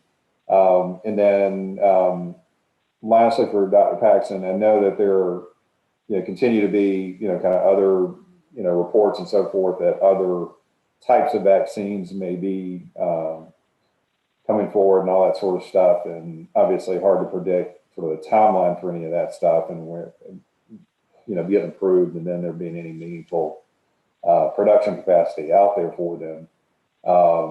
But is that kind of thing at least sort of being talked about and vetted, or do we feel like anything we need to be doing differently if we got, like, say, this J&J thing passed with the one-shot deal, in terms of just the need to really kind of upscale if we got additional capacity and or different requirements associated with any of these individual vaccines? Or do you feel like generally the way we've got the sites constructed, they could handle whatever different type of formulation that we might get, that might get approved and passed down? Yeah, we're definitely going to have to give that a great deal of thought as to how we're going to deploy the different vaccines, because as you've pointed out, there are different requirements for the different vaccines. And the J&J vaccine, for example, it's actually the easiest in terms of being one shot. It has much less stringent storage things. And so that would be, for example, a vaccine that would be ideally suited for us to use in our mobile units. And when we're going out to different spots, versus the Pfizer vaccine, which is incredibly finicky and requires very deep cold storage. So yeah, we have. Unfortunately, I mean, it looks though as if the Johnson & Johnson vaccine it's fast tracked for FDA approval, but that probably wouldn't happen until somewhere around March. So we have a little bit of time to think about that and to figure out how we would incorporate that. And then in addition, I mean, no one's asked it yet, but there's this whole issue of the variants that are being reported out there, and for example, the B1.1.7, which is the UK variant, and then there's the South African variant, the 1.351, which is they're looking at to see how whether or not the vaccines that we currently have are active against that. And yes, and at the moment, and it looks like both of the Moderna and the Pfizer vaccines are active against that, but with some, a little bit of in vitro, less activity for the South African variant. We are starting to see at least that UK variant here in the States, and it's quite likely that because it's more transmissible, more easily transmissible, that will soon overwhelm the other variants, and so that might become the predominant variant, sometime, relative, in the next couple of months. So, and both of all of the vaccine manufacturers are looking at this, and they're investigating whether or not they need to, have an additional booster dose or a booster dose that's, that's primarily against these variants. So I'm only going into this just to say that, it's a rapidly evolving field. And so it's not out of the question that we might find out in a month or so that the recommendation is that we do a booster shot for, for some of these, for some of these vaccines. Maybe not, but we have to be prepared to, to react to if that becomes the, becomes the case. So we're always, keeping our antenna up and being ready to move quickly as more information, as more data becomes available. Yeah. Okay. Well, thanks for that. I mean, it sounds like that the flexibility and adaptability are just going to have to be the name of the game, and we just have to keep doing that. But I guess the other thing is just, both with your team and all our management team really kind of figuring out, having the wherewithal and ability to scale, put additional scale in the system if we have that supply. So thanks for your remarks. Welcome. Commissioner Houseman. Yes, thank you. Commissioner Ellis, I asked several of my questions, so I won't repeat them, but you just mentioned you've got to clear the wait list. And so I just wanted to share with you that we're all still getting inquiries from people that had registered weeks ago and say they hadn't gotten any response. Just yesterday, I told two of them to make sure they were on the wait list. So I think you may also have folks that registered prior to you establishing the wait list that also need to be contacted in some way, that still are waiting to hear something. So I just wanted to let you know that. But as you work through the process and you're notifying people that are in the system, if you could also make sure you notify the Board of Commissioners, so as we get these inquiries, we can share accurate information with them rather than having to ask you. It'd just be nice as these updates are developed or new systems are developed, if you just share that with us too, so that we're able to communicate that to people that contact us. And then secondly, kudos to everyone on the team that's focusing on the senior population and the outreach there. Of course, they have the most difficulty navigating the systems, as you know. So anything we can do to reach out to them is very well received. I'm curious a little bit about the transportation issue. I echo the sentiment of, you know, if at all possible, as you get further into the process of allowing those that can drive the option of going to the nearest location that rather than, you know, a lot of folks can drive around town, but to get on 285 scares them to death. So I think we have to be cognizant of that, and anything we can do along those lines would be appreciated. But if they are taking Uber or Lyft or a ride sharing service, does the driver wait for them to go through the entire process, or how does their return trip work?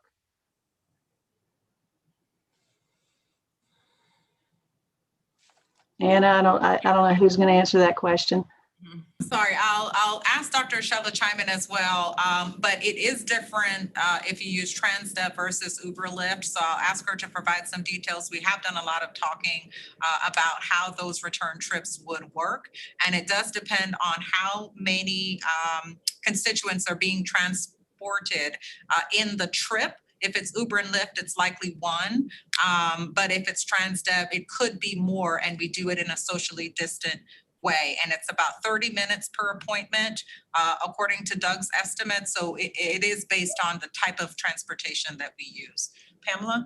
Thank you, Anna. So yes, based on the length of the appointment, the last estimate was 27 minutes. And so that is within the realm of allowing the Uber Lyft driver to simply wait on the constituent.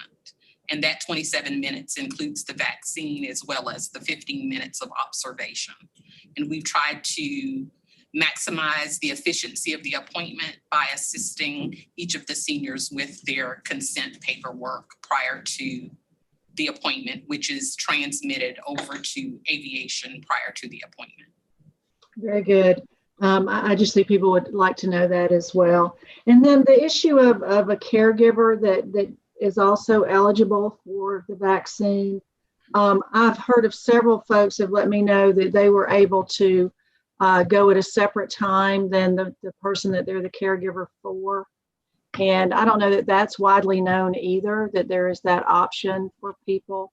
And so I do think that that's important for that to get out there too, that just because you can't go with, or they're going on a separate transportation service like we've just discussed, that they're still eligible if they are a caregiver for an eligible senior.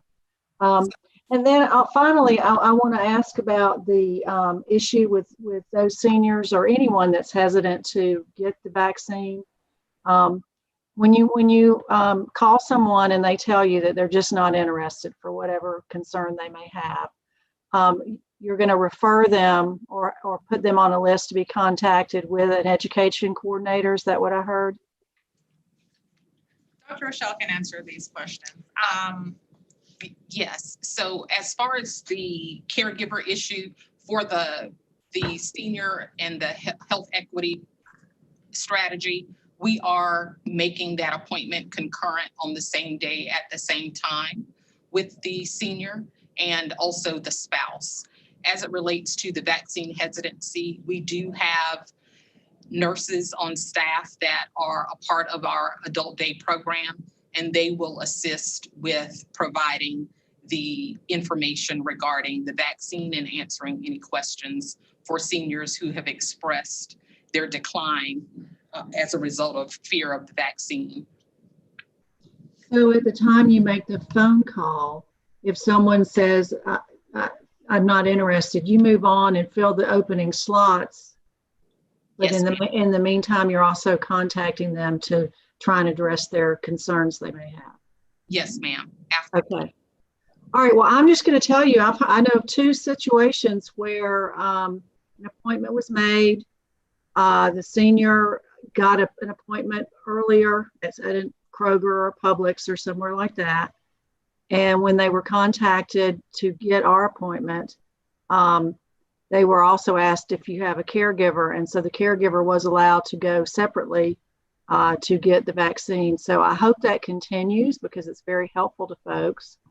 But if they can't go at the same time, I hope that accommodations are made. Perhaps they're working or something along those lines and can't make the appointment at the same time, but could certainly go later.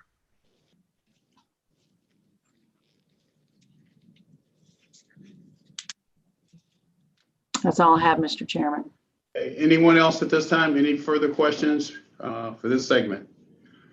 Hearing none, Madam CEO, would you continue, please? Thank you, Mr. Chairman. Next slide, please. So I will not belabor the point that has been made extensively previously by Dr. Paxton as well as Doug. We have seen a tremendous amount of improvement in terms of our infection management in Fulton County.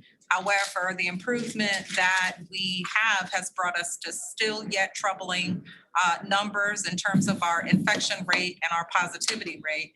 And so we do still have a red indicator around our number of cases in Fulton. Next slide. We continue to have a troubling, at least in my view, a troubling number of positive cases among our employee population. In these last 2 weeks, we've seen a significant number of positives in public works in particular.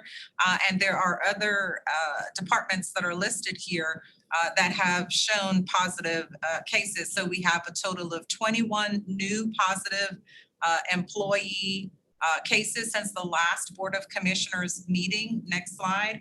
And that number brings our total to 309. And I apologize for those who can't see it. It's at the bottom of the slide there. But our grand total since we began recording employee positives is now 309. Next slide. Our reopening update, I always get excited when Doug tells us that we are seeing improvements, particularly in our 7-day numbers. But again, it doesn't bring us to a point where we can reopen, and we still have to remain vigilant with our preventative measures so that we can continue to see the improvement.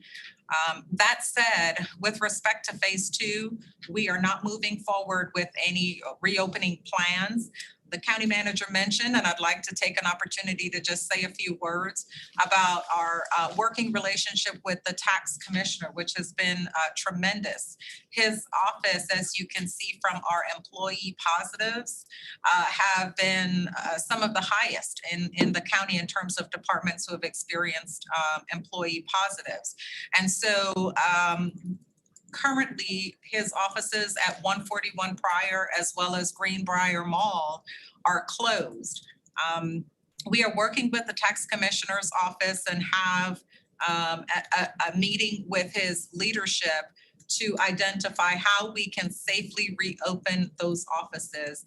In the last week, there have been a couple of factors that have caused increased traffic to the tax commissioner's office. It included the state implementation of a new system, and again, closures of the office due to sanitizing for positives, et cetera. And because of those constraints, we have seen an increased number of cases and increased volume to the offices that are open right now. And so Dr. Ferdinand has thankfully allowed us to work with his team to figure out what we would need to put in place in order to safely reopen 141 as well as Greenbrier. That will reduce the traffic to the annex locations because these are large locations that can handle good volume. So we're excited about that. We will in the next meeting have some more details around the tax office reopening and look forward to working with Dr. Ferdinand's team. Next slide. We are proud to present to the Board of Commissioners our thoughts around how we would implement the rental assistance program that has been funded by the federal government. As you recall, we mentioned in the last meeting that Fulton County received approximately $18 million to provide emergency rental assistance to families and individuals in Fulton County outside of the city of Atlanta. And the reason I emphasize outside of the city of Atlanta is because the city of Atlanta, by virtue of its population, is a direct recipient of similar funds to administer a program in their city. And so we're happy the city of Atlanta has received an individual allocation from the state, from the federal government, and they will be administering their program. Our $18 million then is targeted to those cities outside of the city of Atlanta. The federal regulations around or guidance around eligibility are much more stringent than those that we had seen with rental assistance funds under the CARES Act. An eligible household as defined within the program requires at least one individual within the household to meet these three criteria.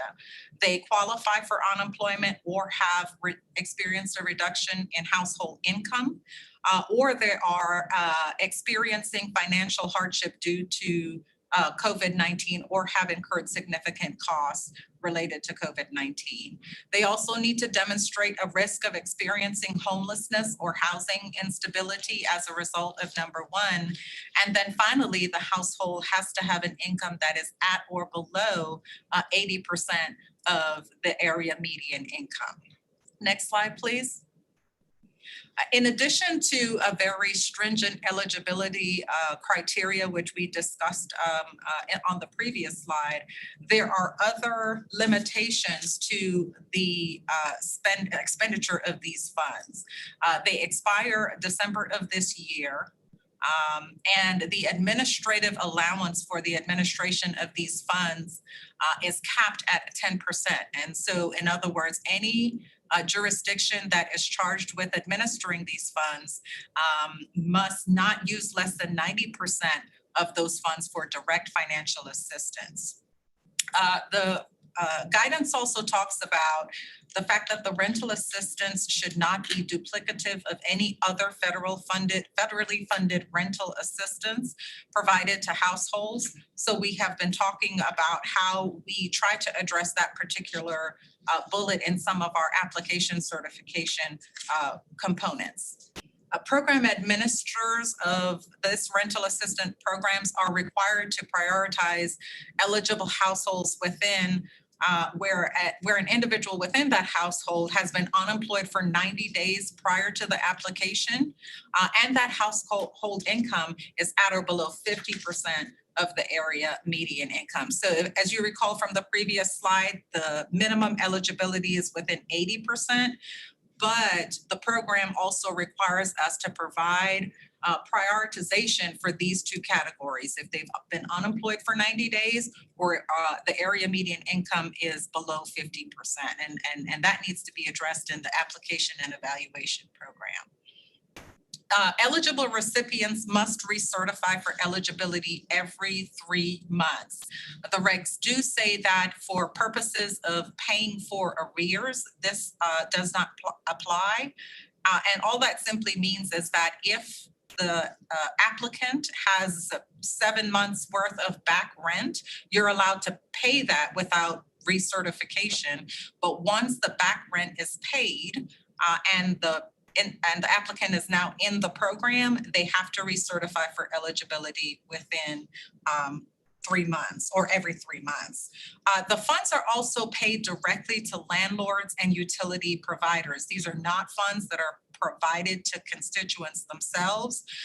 The funds must be negotiated and paid directly to landlords and utility providers.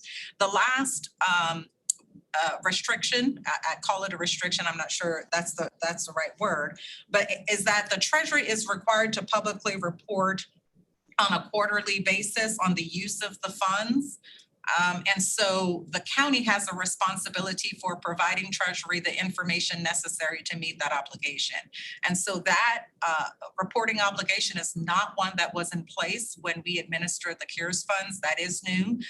And so again, these restrictions are certainly more stringent than those available with the CARES funds. Next slide. So based on what we know so far about both eligibility and the constraints around expending the funds, we have been working to develop an administration model for the board. As the county manager stated in his opening remarks, we have sought the guidance of outside counsel, and that guidance clearly states that they do not recommend allocating the funds either to other jurisdictions or to nonprofits to administer. And so our recommendation is very targeted at self-administration. And so we have developed an outline of the steps that we would take in order to quickly and effectively provide these funds to individuals in need within our community. To talk about the operational plan that we came up with, I'm going to turn it over to Dr. Rochelle to walk through both the timeline as well as the milestones. Thank you, Anna. So first on the timeline, the community needs analysis is simply our effort to create a data-driven approach to estimate the need in Fulton County, as well as provide the framework for what our award maximum will be, and to get and gain a greater understanding of the number of potentially eligible constituents in Fulton County. We also are looking at an application portal and a call center model that will allow us to scale our administration to serve the thousands of constituents that would be eligible for this assistance based on the Treasury guidance. The call center we're discussing things like extended hours, perhaps up until 7 o'clock, and a Saturday offering as well. And of course, looking at an application portal that would be a centralized portal that can accept applications on a large scale, that's user-friendly, and that includes all of the elements that Treasury requires us to collect by way of reporting and the elements of application eligibility. Moving through the model, we are looking at a payment solution that will allow us to scale payments and deliver those payments to landlords and utility companies on a high volume basis so that we can get these payments out and put the constituents on a firm footing to housing stability. The outreach and engagement strategy will be very important. As Anna pointed out, unlike the first CARES funding, Treasury has outlined very detailed eligibility criteria for these dollars, and we want to ensure that our messaging to the community is clear so that constituents who are eligible as well as landlords will reach out to us and begin the application process. Of course, all of this will include the ramp up of additional staffing infrastructure and training with a projected launch date of March 1st, and then ongoing administration and quarterly reporting, as well as tracking key performance indicators to ensure that we are in line with our spending targets and reaching the number of constituents we set out to reach at the beginning of the process. Next slide. So just to wrap up, members of the board, I did this slide about immediate next steps, and that includes a presentation to the Board of Commissioners today and getting input from the board on our approach to expend these funds. There is a significant amount of interest in these dollars from our mayors outside of the city of Atlanta. So we anticipate making a presentation to inform them of our approach on Friday at the Fulton County Mayor's meeting. We are working with our Strategy and Performance Management Office to complete the community assessment that will give us a view of what neighborhoods, communities, and individuals to target based on the constraints set by Treasury in the guidance. And just so the board is aware, the other thing that we are doing is working with the Magistrate Court's office to identify those landlords that have filed eviction notices. Although there is a moratorium, there is a significant amount of landlords that have filed eviction notices and await the moratorium lift to be able to execute on those eviction notices. And we believe that is also a good place to start in order to identify those who are at risk of becoming homeless. So in addition to the community assessment, our efforts working with the magistrate court are also going to help us to identify those communities and individuals most at risk. The other thing that is underway as we speak is our approach to developing or acquiring an application tool that would also serve as our resource management tool, or the tool that we would use to administer the program. The reason, again, that is so important is because of our reporting requirements to Treasury. So these, I believe, are the immediate next steps. We will have much more completed in the way of these steps by the time we talk with you again in 2 weeks, and we will be able to present to you full details on where we are in terms of the milestones and where we are in terms of getting towards standing up the infrastructure necessary to administer this program. Next slide, please. Mr. Chairman, with that, we can accept any questions from the board on reopening or on the rental assistance program. All right, thank you, Madam COO. I think I saw 2 hands, Vice Chair Hall, followed by Commissioner Abdul Rahman. Commissioner Hall. Put me in the queue too, please, Mr. Chairman. All right, Commissioner Hall. Commissioner Abdul Rahman. Yes, Chair, I think Commissioner Vice Chair, she can't hear, but I'll go ahead. I just want, first off, thank you all for getting on the rollout of this. Basically, what I wanted to make sure, a couple of things I wanted to make sure is that one, my office has already received so much inquiry about this.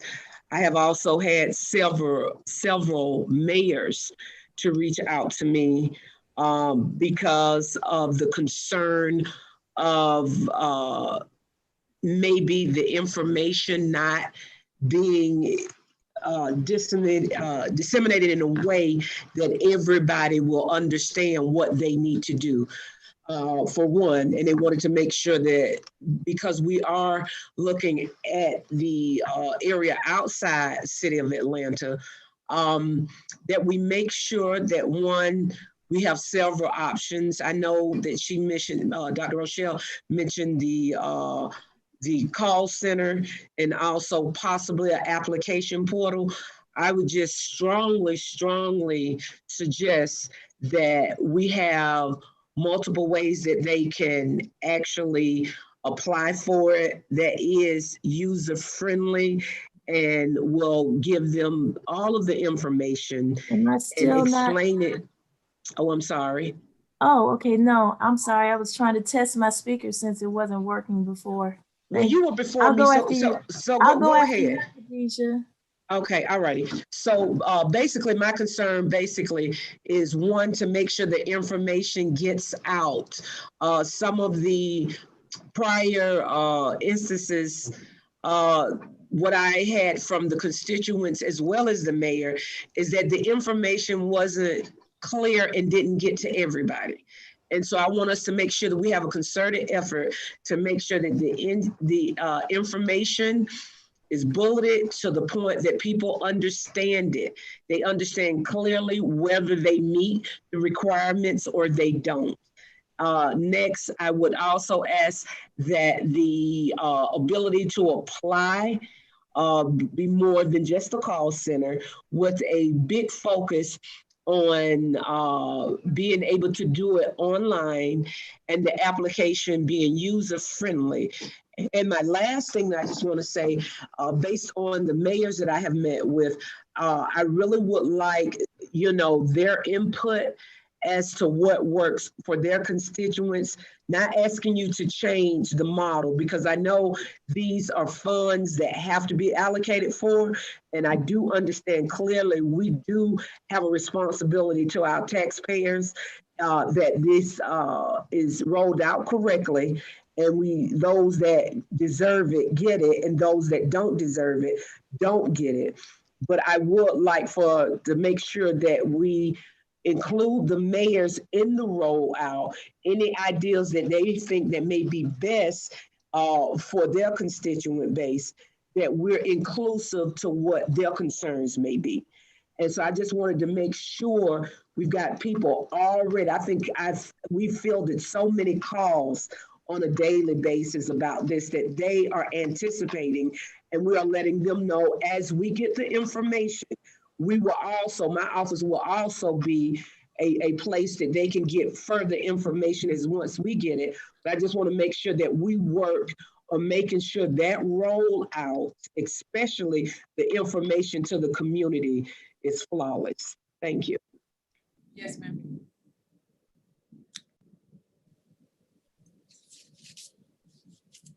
Can you hear me? Yes. Can, Commissioner. Okay, great. Thank you. I was trying to speak before, but for some reason my speaker's not working. These new Dell computers are really not good at all. So I will be addressing that when we address that item for IT. So just a couple of things. We all know that the residents don't care about jurisdictions. They pay their taxes and they want seamless access to services and programs. And so with this rental assistance program, it is outstanding. It's a great idea. And the administration model is outstanding. But I want to make sure that when City of Atlanta residents are looking for rental assistance, that they have seamless access. And so will you be addressing how to coordinate those efforts with City of Atlanta so that if City of Atlanta residents call this, is it a call center? Yes, If ma'am. they call this call center, that they will be able to be redirected seamlessly to the City of Atlanta for their services? The answer to that is absolutely, Commissioner Hall. We understand that the City of Atlanta will establish their own program administration, but we fully understand that people will call because they are so desperate and anxious for assistance. And they may call and they may not be within our purview. So for those individuals that are within the City of Atlanta's purview, we will have a seamless referral process. Great, that's good. And I heard Dr. Rochelle mention the need to staff up for this initiative. And with that being said, what department would this initiative fall under? So the initiative doesn't fall under a particular department, Vice Chair Hall. The good news is that there are a cohort of individuals that are currently not fully engaged in terms of employment because we are not reopened for the delivery of direct services. They were concentrated to elections a month ago. The good news is that our elections are behind us and we can tap that same group of individuals to create the workforce we need to staff the call center, as well as establish an application evaluation group as well. The other thing that we are exploring is that the Workforce Development Office has received a grant that would allow us to hire individuals to assist with COVID-related activity. And so we are going to be working with Brett and Samir to see whether or not we could utilize a part of that grant to help us staff up for this particular effort as well. But we are very confident that between the employees who are under engaged in either senior services, library services, or developmental disabilities that we can get the assistance we need to support this effort. The other thing we can do obviously is reprioritize virtual programming that we're currently delivering and to concentrate efforts toward this initiative.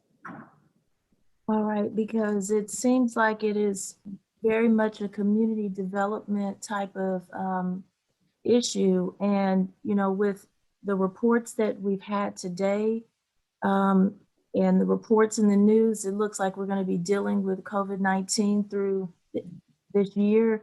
They're not even expecting any type of relief until fall of this year. And so I'm assuming that with that being said, this is really going to be a great need to the community. And so it's good that you're already looking at it, but I think that you may need to look at more of it being established almost permanently for now, because we have many more months to go. And the numbers of people that need assistance are growing.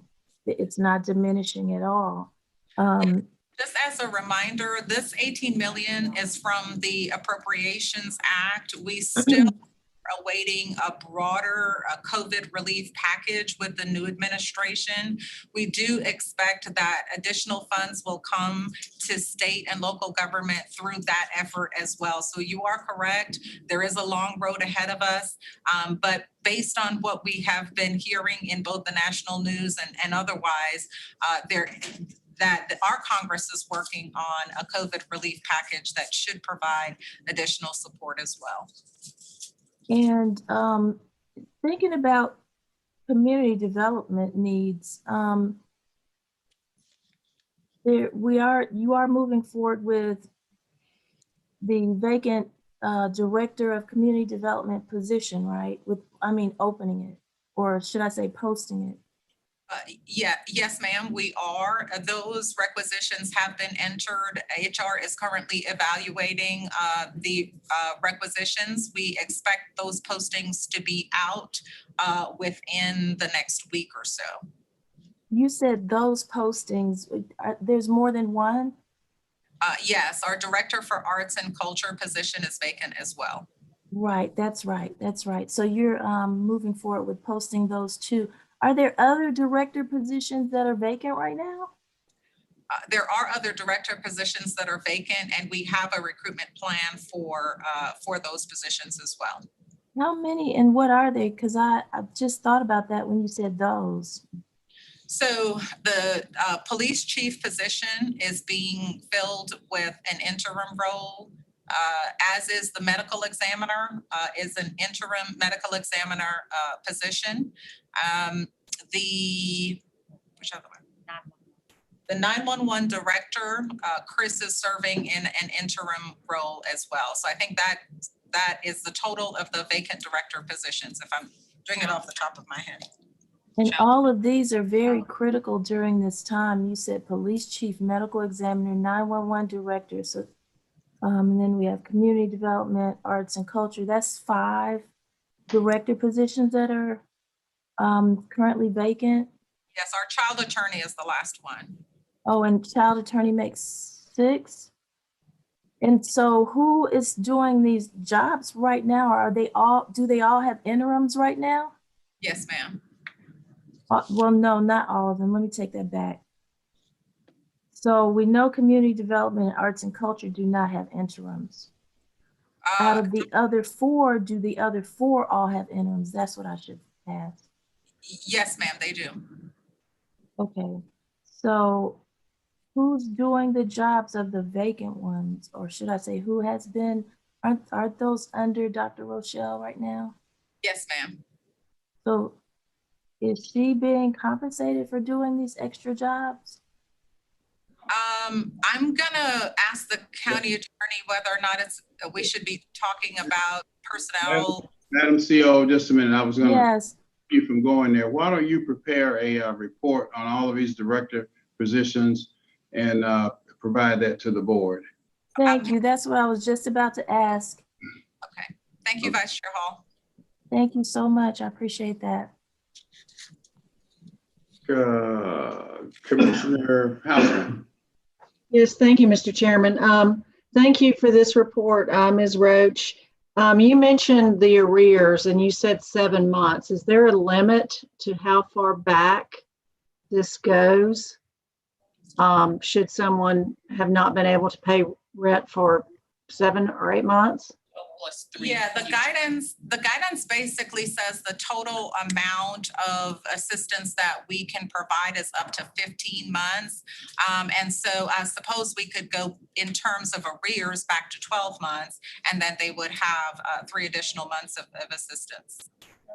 Well, I mean, I guess it's pandemic related, correct? It's not intended for, because really I would say 7 or 8 months might be when the impact really hit. Began, area of rent. Yes, ma'am. Okay.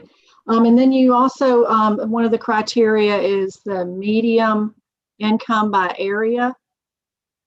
Is that area by city or what is the area definition? So that is part of the analysis that we are doing internally. We will probably use the census data in order to make those determinations, and they typically aggregate that data by census block. Dr. Rochelle, do you want to add anything to that? So we will be using the HUD criteria for area median income. And so HUD has all of that information to include household size, area median income. So nationally, the area median income is $78,000 for a household of 4. Our area median income is somewhere around $66,000 for a household of 4. And so we'll be looking at that criteria. It does have consideration for communities that have higher incomes in those areas, and all of that is a part of the formula. So we will be looking at the countywide area median income and using household size as a part of that criteria. Well, I mean, as you know, don't walk away. As you know, we have different median income by city or census block. We have a very diverse county, as you know. So I would expect that this would be a question you'll hear from the mayors on how the need will be determined. So just be prepared, please, with that, before our meeting on Friday, because even in the higher income median areas, you still have a lot of people that are desperate. So I just want to make sure that where there's a need, we are going to be able to address, at least hopefully, those needs.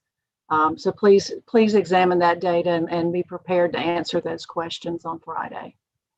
Thank you, Commissioner House. And then also in the area of utility assistance, I mean, I know this doesn't address mortgage holders, it's only renters, correct? That's correct. Well, I'm sure there's a lot of folks with mortgages that are also struggling. Would they be eligible or not for utility expenses? No, ma'am. So this is strictly for renters by way of their rent and associated utility bills, excluding telephone and internet.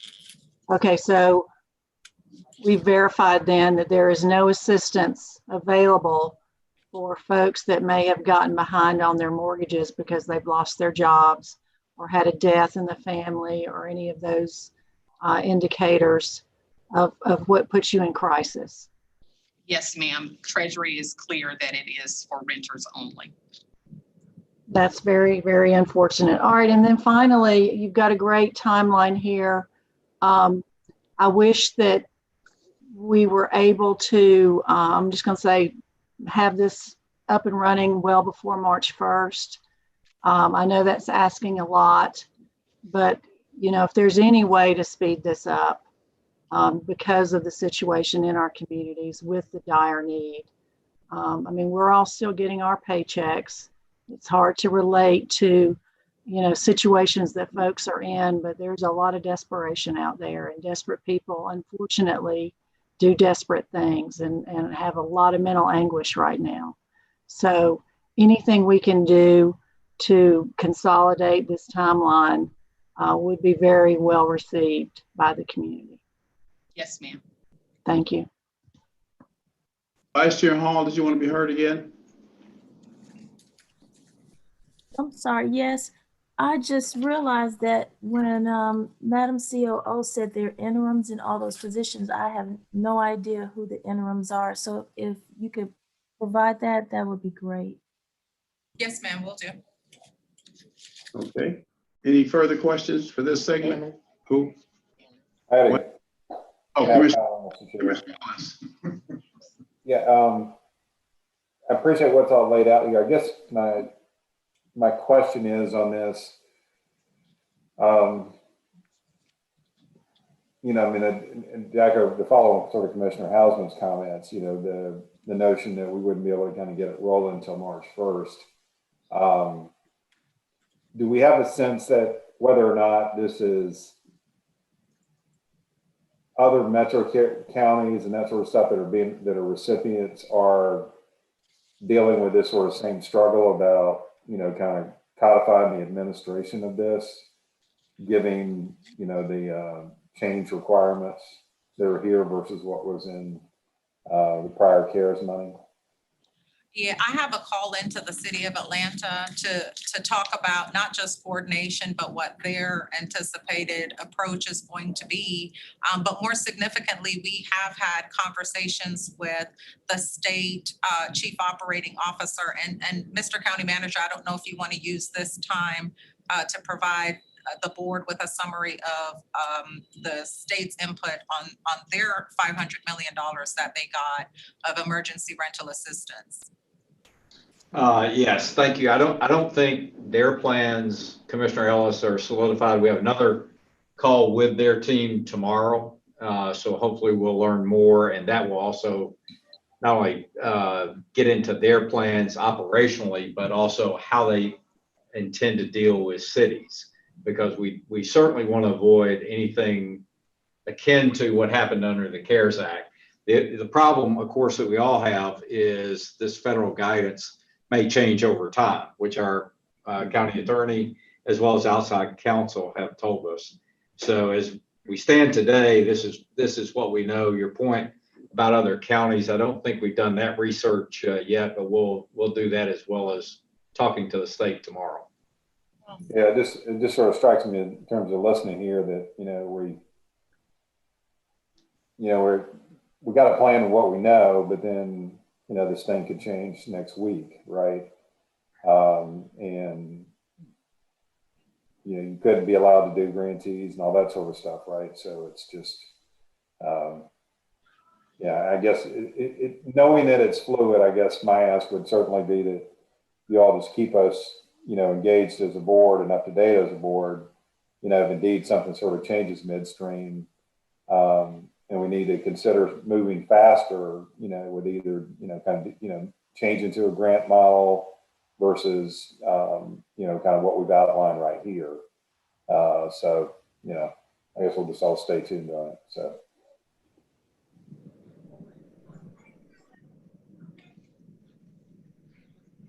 All right, anyone else at this time?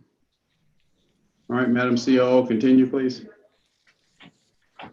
Mr. Chairman, at this time, I'm going to turn the presentation over to the CFO.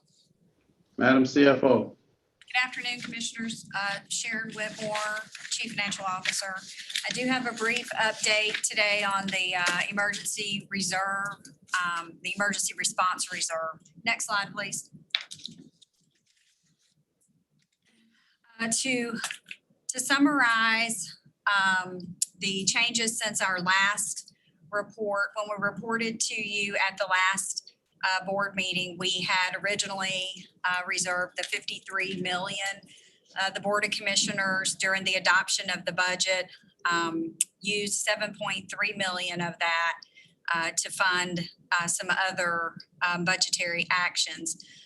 In addition to that action, we have realigned some of the funds that are in the budget. Specifically, we've increased the SPOC and mobile site operations budget by $2.2 million, bringing that total to $6.1. We've provided for an even $1 million for a communication plan associated with the continued testing and vaccination rollout. We've also increased, this is now down into operational stability. We've increased the professional services budget by $400,000, bringing that total to $1.2 million. And that is to support the services being provided by EMSI. One individual through the end of the year and the balance through June. We have also increased the cost for supporting warehouse operations by $800,000. That includes some staff funding, food services for all of the testing and vaccination sites, as well as the warehouse staff, and some additional operating costs associated with that facility. So that those were the increases. We pulled the funds to make those changes primarily out of the funds that had been originally set aside for a hazard pay program. As you know, we'll be looking to the potential funding provided out of the next federal funding source to cover any hazard pay. And then we pulled about $300,000 out of the funds that we had set aside to cover obligations that rolled over from the previous year. So with all of those changes, the budget now sits at, in the health response category, $19.6 million, in the operational stability, $26.1 million, for a total of $45.7 million in general funds. Of that amount, we have identified plans or calls, if you will, on about 37.1 of those funding of the 45.7 million, leaving us with about 8.6 that's currently budgeted but unobligated or uncommitted. And in addition to that, we've made payments totaling 1.1 million against those purchase orders that rolled over from the prior year. Next slide, please. This slide just is summarizing again the movements within the budget. 2.2 million for the Spock and mobile site, which will be in a contract with CORE.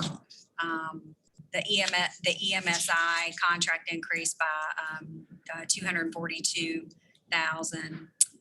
Funds for the warehouse, 800,000, and that all adds up to the should all add up with the reduction of the 7.3 million to that $10.5 million figure. Next slide, please. These next two slides show you the purchase orders that were carried over from 2020 into 2021. You can see the payments that are being made against those purchase orders. If we can go on to the next slide, please. It's very hard to see this. Down at the bottom of this slide, the last three lines are janitorial services. Those are the new purchase orders that have been set up to address the cleaning services needed for each of our vaccination test sites. So as of January 29th, we had 4,989,334 in purchase orders issued. We paid out 1,069,620, leaving us a purchase order balance of 3,919,714. And we'll continue to provide the board with an update as we carry through the year.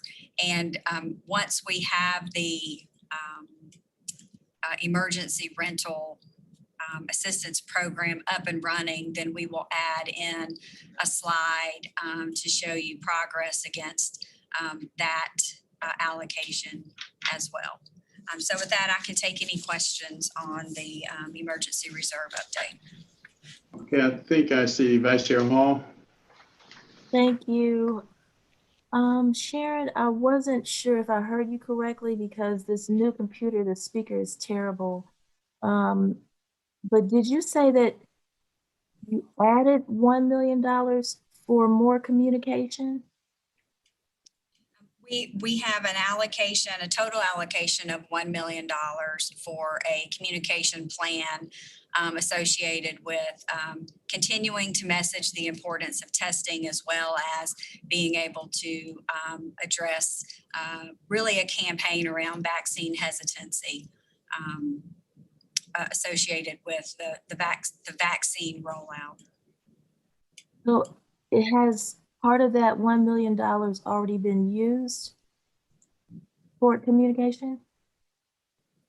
We've not expended any of those funds yet. I believe that Jessica is in the process of working with a couple of outside entities on finalizing the communication plan. But as of right now, I'm not aware of any funds that have actually been expended out of that category. Okay. And so what would cost up to $1 million in communication that we need to do? Could Jessica speak to that? Or do you have that information? We'll see if Jessica is here. I believe that for the most part, the significant portion of those funds would be associated with the actual media buys that would be planned around the campaign. So radio time slots and things like that. Okay. And since we are trying to ensure that those areas where there are people of color are communicated to properly, can we make sure that when we do those media buys that we try to focus on those radio and TV spots where the majority of that population actually frequent and listen to or watch? I know that's not for you, Sharon, that's for Jessica. If I could just, yes, ma'am, that will be the plan. And what I would suggest we do is, as soon as we finalize the planning with Fitzco and Black Cross, those are the two firms that we used last year. I think we will be prepared to bring forward a plan that you'll be quite pleased with in terms of the placement of both, again, digital as well as traditional media. It was very sensitive to what you just said, and both of those firms are working to ensure that we have a very targeted campaign. Okay, and when you just said digital, I just want to make sure that we remember we do still have a very much of a digital divide in America and in Atlanta and Fulton County. So let's try to make sure that we focus on the non-digital for those seniors and those residents who have that difficulty in accessing Wi-Fi and having computers that actually can access that technology. Yes, ma'am. That's definitely part of the planning effort. All right, thank you. That's great work. Thank you. Anyone else at this time? All right, any closing comments, Madam COO? And I had to step out to take a call, Mr. Chairman, but that does conclude our presentation today. All right, thank you very much. Madam Clerk? Bottom of page 6, 21-0096, purchasing and contract compliance, request ratification of emergency countywide procurement. Move approval, Mr. Chairman. All right, do I hear a second? Second, but I have a question. Okay, Second for discussion. Vice Chair Hall, you have the floor. Thank you. All right. So if you look at the emergency procurement spreadsheet, it has 3 different vendors for one emergency service, which says ongoing COVID-19 sanitation services for Fulton County facilities as needed. And all three are $200,000 each, which is a total of $600,000 of sanitation services for the Fulton County facilities. Now, there are three different vendors: Full Circle Restoration, CRM Services LLC, Belfour USA. And I'm just wondering, why do we need three different organizations to do the same work? Joe Davis is here, and I'm going to let him respond to that question. It's a matter of the size of the county and the number of facilities that we do have, Commissioner. And in the past, we've had those three companies available to do sanitization when required. So these companies already have contracts with us for sanitation services? We've had contracts with them to provide the same services during the COVID-19 response. Yes, ma'am. You said we've had, but do we currently have a contract with all three of these companies right now? We are reallocating funding for the service. So yes, we currently have a contract with all three of these contractors right now? Yes, Commissioner. Yes, okay. And how many facilities do we have that need the sanitation services? Good afternoon, Commissioner. Joe Davis, Director of Real Estate Asset Management. As a part of our planning for our COVID response in 2021, we identified the cost that it would take to provide a sanitization of all county facilities if we were directed to do so at some point during the year. That grand total was $1.3 million. In discussions with the budget manager, we decided that we did not need to encumber that full amount. So we took the three vendors that were tasked with sanitizing and reopening at June of last year. As a result of their quality work at that time, we went back with those and we requested from purchasing to create 3 equal POs for those same 3 companies in the event sanitization is required this year. Great, thank you so much, Joe. That was a wonderful explanation. You literally answered one of my other questions, and I didn't have to ask it. And so in the past, do we know how much sanitation has increased due to COVID-19 up to date? Yes, ma'am. So as we progressed through the pandemic, we tried to bring our program in line with current CDC guidelines, which requires detailed disinfectant wipe downs. And in order to do so, we're using our existing janitorial contractors. However, there are occasions where the size of the facility and the nature of the circumstances requires an outside vendor with much greater capacity. So I would tell you that between June 15th and say 2 weeks ago, we've done almost 200 of those sanitizations due to positive COVID results and/or exposures. Outstanding. Thank you so much, Joe. Thank you, ma'am. Okay. The motion. Yeah, we have a motion. All right, the motion is to approve. Let's vote, please. Commissioner Houseman? Yes. Mr. Ellis? Yes. Morris? Yes. Hall? Yes. Arrington? Yes. Abdul Rahman? And I vote yes. And the motion passes 6 yeas, 0 nays. Continue. On page 7, 21-0097, Information Technology, request approval to renew existing contract for computer hardware equipment refresh for specialty computing devices. Move approval. Second for discussion. All right, properly moved and seconded. Vice Chair Hall, question? A couple of things.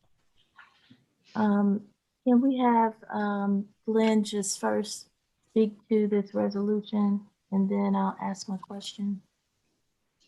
Glenn Melendez, CIO for the county. This resolution is in keeping with laptops and desktops not aging past 5 years of age for the county.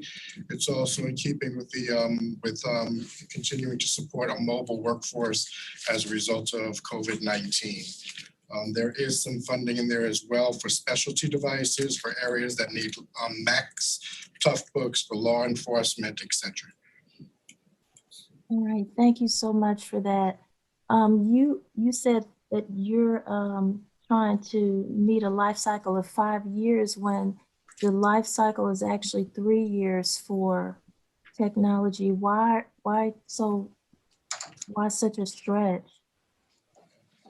We had, previous to our refresh program, the departments were not on a life cycle. They exercised the ability to purchase devices as they needed them. And a lot of times those would age, oftentimes considerably longer than 5 years. As a county at one point in 2019, we got together and we said, because those devices are aging and becoming non-performant, at that time as a county, we agreed to at least 5 years, being cautious with taxpayer dollars, etc. All right. And so I'm trying to understand, because I recently received one of the new computers that you're trying to purchase through this contract renewal, and it's terrible. It's already behind on its processor. The most current processor is an i7. This says i5. And so I'm trying to understand why we would start behind when we already have a situation in the county where our computers are well beyond the life cycle. And so starting behind just doesn't seem sensible to me. Can you explain? Yeah, I mean, there are many specs within the, again, before this, there was no spec or no standardization for the county. There are many specs within the new Dell that are I guess, greater specs than we previously had. I would say this is, generally we've deployed a couple of thousand of these at this point, and generally we've been pretty successful with them. I know there have been some challenges that you referenced earlier today, and we'd be happy to continue to work with your department to make sure that those are resolved. But generally we've had pretty good success with them. Okay, well, use me as a test, as you always have. And I'm telling you, these computers are not good. And we don't want to start behind on the processor, as we all know from technology, those who know technology, that the processor means a lot to the operation of the computer. If the processor is behind and you're adding more onto it, it's not going to perform up to standard, and it already isn't. I'm a heavy user and my team is too. So, we're having a lot of problems, and your department has consistently had to work with us. Now, my team member has already emailed you this morning about a problem with Outlook that has persisted on our team for years now. And so I want you to go back to the drawing board, and I want you to try to get a computer that is current, not behind, because we don't need to start behind. We're going to be more heavier users than ever before just due to COVID-19, because even those people who haven't been using a computer are forced to do so now just for communication purposes, because we have to Zoom and Microsoft Team meeting and everything else. And so I want to make sure that we can all work to the best of our ability. One of our strategic priority areas alone speaks to us being efficient and effective and productive. And I want to make sure that we are. And this machine is not it. We also have cell phone issues and other things. I know, and I noticed that you have a deputy CIO position that's been posted, and it's specifically in the area of technology. And perhaps you need to wait to fill that position so you have more input into the technology that's needed. I also would recommend that you do better testing before you deploy or select equipment. If you have a testing lab, which I'm not sure of because it's been a couple of years since I toured the IT department, but if you have a testing lab, they need to test these machines in our environment to ensure that they're compatible with other software applications and systems, because I've already been having problems connecting to just even to connect my speaker, because the speaker on this PC is terrible. So I would like to make a substitute motion to hold this, and maybe you can bring it back in at the next BLC meeting. But there needs to be a slight upgrade in the technology so we don't I don't want you to have to keep sending people to help my team. And it's just going to grow into more issues for other people as the users are using more of this technology. Also, I know you're trying to move to Windows 365. And so I think we need to make sure that our technology is solid and current. Motion to hold. Is there a second? I'll second it. All right, properly moved and seconded. Further discussion or comment on the motion to substitute motion to hold? I do have a question, Mr. Chairman. Yes, Commissioner Moore. We could ask Mr. Mendez about time sensitivity. On the renewal, I assume it's renewing for this calendar year, which means I guess it expired last December 31st. I mean, our goal is to stay within 5 years. So, you know, quite frankly, you know, 2 weeks is not going to kill a 5-year standard. So holding it for 2 weeks will not impact the purchase? That'll be fine. Okay. All right, Houseman, Yes. Ellis, Morris, Hall, Yes. Harrington, Abdul-Rahman. Yes. I vote yes. The motion passes 4 yeas, 0 nays. Continue, Madam Clerk. 21-0098, Real Estate and Asset Management, request approval of a change order greater than 10% to modify the existing scope of work to provide exterior repairs, replacement, and pressure washing, cleaning. Move approval. Second. All right, properly moved and seconded. Let's vote, please. Commissioner Houseman, Yes. Mr. Ellis, Yes. Mr. Morris, Yes. Vice Chair Hall, Yes. Mr. Harrington, Commissioner Abdul-Rahman. Yes. I vote yes. And motion passes unanimously. Under Health and Human Services, 21-0099, Public Works, request approval of the lowest responsible bidder to provide water meters. Move approval. Second. Second. Properly moved and seconded. Cast your votes, please. Houseman, Yes. Yes. Morris, Yes. Hall, Yes. Harrington, Abdul-Rahman, and I vote yes. Yes. Yes. And motion passes unanimously. 1-0100, Public Works, request approval of the lowest responsible bidder to provide emergency sewage cleanup services. Move approval. Second.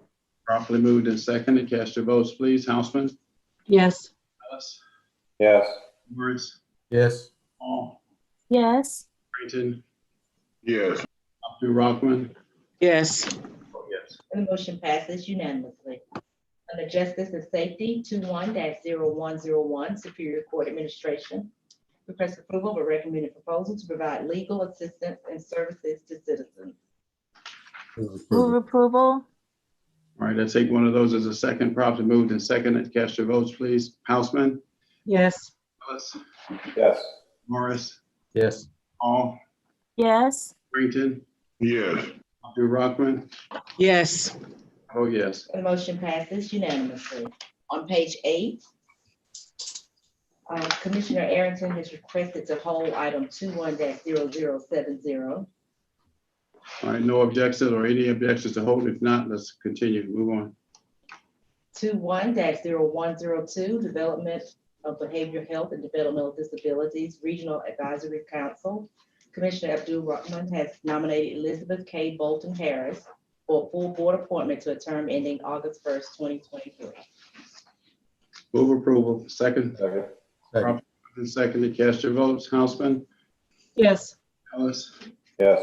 Morris, Yes. Hall, Yes. Harrington, Abdul-Rahman. Yes.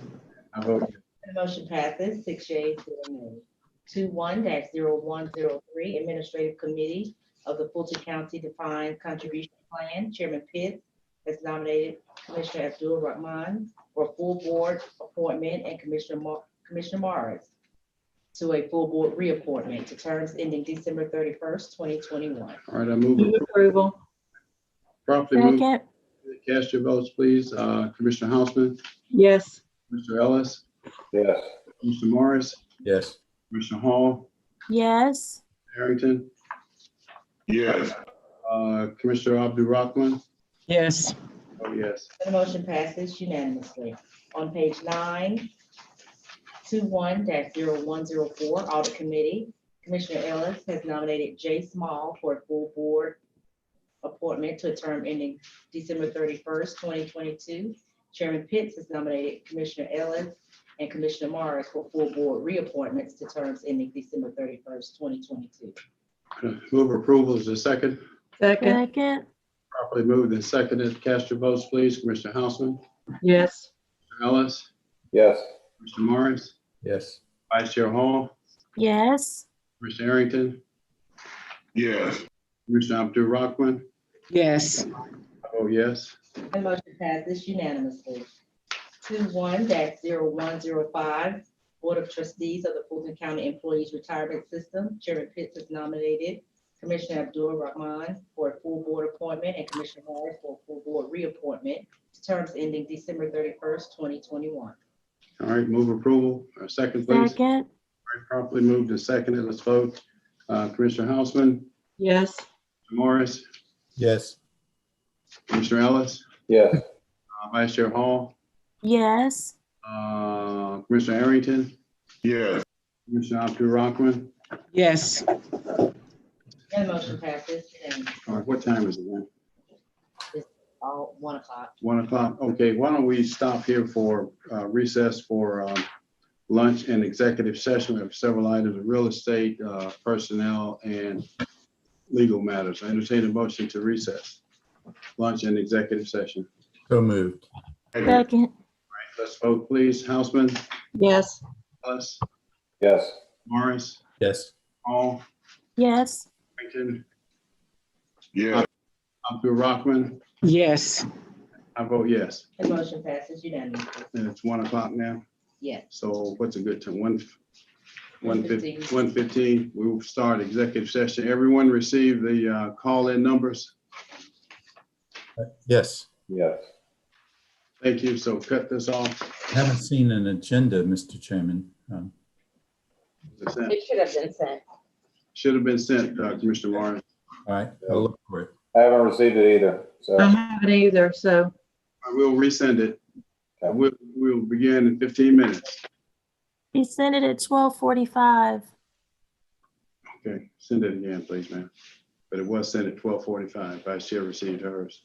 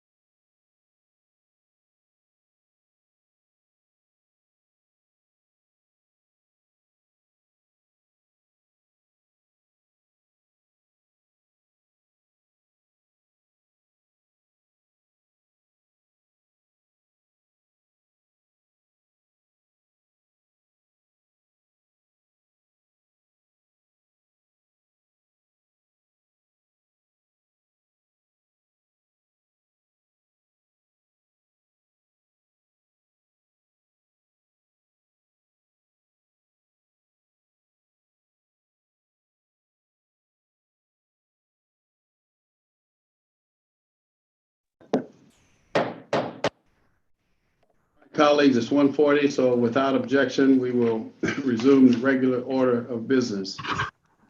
Let's take up the item from executive session, Madam Interim County Attorney. Is there a motion to approve the request for representation? That was item 1 on the executive session agenda. So moved. All right, second. Let's vote, please. Commissioner Houseman, Yes. Commissioner Ellis, Yes. Mr. Morris, Yes. Vice Chair Hall, Yes. Mr. Arrington, Commissioner Abdul Rahman. I vote yes. The motion passes 5 yeas, 0 nays. All right, continue, Madam Clerk. Bottom of page 9, under County Manager's presentation and discussion items, 21-0107, External Affairs, update of 2021 legislative agenda. Corbett. Good afternoon, commissioners. I hope everyone is well. I'm joined by Ms. Calhoun, and we do have a lengthy update today. I'm asked for everyone's patience, and I'm going to try to highlight those items that are among the priorities adopted by the Board of Commissioners. Next slide, please. Just as a reminder to the board and to the public, this is a snapshot of the legislative priorities adopted by the board for our 2021 state legislative session, which we are now well into. Next slide, please. We are in the midst of the state's 2021 budget year, and wanted to just highlight a couple of updates that were made to the state budget. Importantly, you heard a lot this morning about the challenges of the COVID-19 technology that's used statewide. And one of the updates that was made to the state budget is an $18 million allocation to modernize the surveillance system that is used to track infectious diseases. They've also added funding for the AIDS Drug Assistance Program. You will also see that medical examiner recruitment for the state crime lab is another one of those items that is of relevance to Fulton County. Next slide, please. Going into COVID, again, is one of our top priorities. You see a couple of items here. Last year, there was legislation adopted called the Georgia Pandemic Business Safety Act. And it created some provisions for local governments and businesses to reduce liability in the event that someone were to file litigation or claim that they contracted COVID-19 due to activities from that business or local government. So this legislation, House Bill 112, would extend those provisions. Senate Bill 46 would be very impactful for us by authorizing EMTs and cardiac techs to administer vaccines in public health emergencies. This would also require some reporting to DPH regarding vaccinations. You've heard some of the labor shortages of these specialized professionals to give vaccines. So this is one piece of legislation we are reviewing. Next slide, please. Last year, we had a lot of discussion about the Fulton County Airport. And you see here, this legislation has not been filed, but we have been in discussion with bill sponsor, Representative Chuck Martin, who introduced legislation last year that would protect airports similar to the Fulton County Airport from annexation. This is one that we've just continued to track and want to make sure that we bring that up, and we may have an additional update for you at the next meeting. We also wanted to let you know that in the FY 2022 state budget, the $500,000 that has been earmarked for Fulton County's partnership with Partners for Home to provide case management services for formerly homeless individuals who need behavioral health services in a permanent supportive housing program. That funding has been earmarked in the 2022 budget, which is very positive given the economic climate in which we find ourselves. Next slide, please. Human trafficking is a matter that the Board of Commissioners has taken a lot of leadership in over the years. And again, while we are still reviewing this legislation, you heard the governor had a press conference earlier this week about the issue of human trafficking. And these are two pieces of legislation related to this issue. House Bill 177 would allow survivors, to recover damages in cases against the individuals who trafficked them, the perpetrators in these cases. And House Bill 178 would provide a mechanism for individuals who've been trafficked to file for a name change under seal to protect their privacy and their life after these horrific incidents. Next slide, please. These are two legislations, just as this board has continued to meet virtually, recognizing that the public health emergency that has continued has created a lot of necessity around teleconference meetings. These two pieces of legislation address some of those details. House Bill 98 allows for public hearings by teleconference. And there's some detail here. And House Bill 107 is specific to local workforce development boards. We have continued to meet under the public health emergency under the provisions of the governor's orders. I believe these pieces of legislation provide some additional codification and some flexibility and guidance in those situations. Next slide, please. Cybersecurity, of course, is a matter of relevance to virtually every organization today, and particularly as we are in a more virtual environment. House Bill 134 would allow matters or clarifies the legality of allowing discussion of cybersecurity matters in an executive session and exempts that from open records. The second piece of legislation here, House Bill 156, would require reporting by local governments of certain cyber attacks, data breach, malware incidents to GMA, and particularly in a life or safety event or in a case where it would impact the security of data information systems and some other categories. We are reviewing this legislation to determine impact and be able to provide feedback if needed. Next slide, please. You see here several pieces of legislation. I want to highlight those related to development authorities. Well, two of these are addressing essentially gambling. One is online sports betting through the Georgia Lottery Corporation. And then the last one, Senate Bill 30, would authorize parametrial horse betting and gambling, and it would establish the Georgia Horse Racing Commission. Secondly, I just want to mention the House Bill 148, which addresses development authority boards and would include, it really defines who is eligible to serve on such a board and provides a process for removing appointees if needed.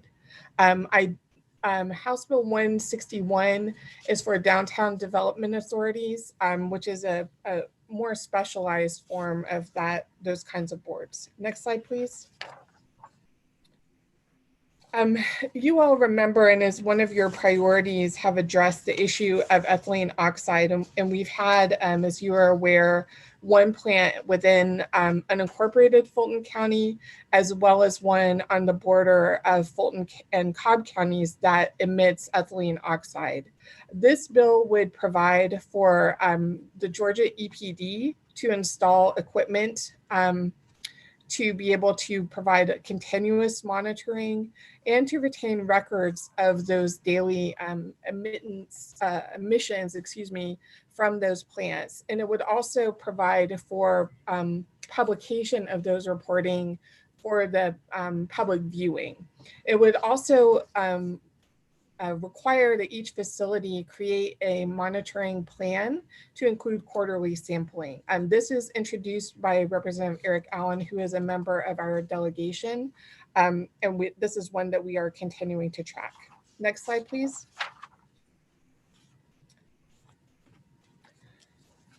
As we have gone through with Fulton County over the years, the issue of annexation really limits the roles of counties and cities. This piece of legislation sponsored by Representative Mary Margaret Oliver would allow schools to have a specific role in the dispute resolution process.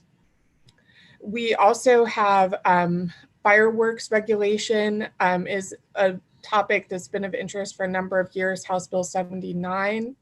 House Bill 187 is related to publication of ordinances and the like. And Senate Bill 32 is related to protection of private information such as mobile and unlisted phone numbers of public employees. So those do not have to be disclosed. Next slide, please. House Bill 150 is related to energy adoption and is one that we're just monitoring. As you know, Fulton County, I don't believe this bill has a great deal of impact on us, but we are very interested in energy usage issues and wanted to bring this to your attention. Next slide, please.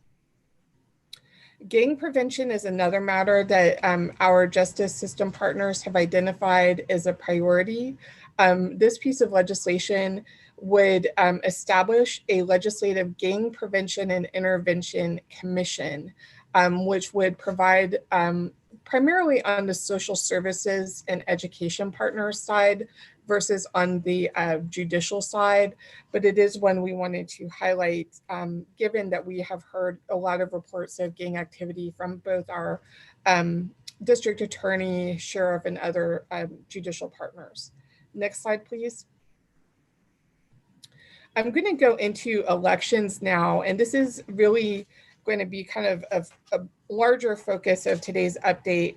In total, 24 bills have been introduced related to elections.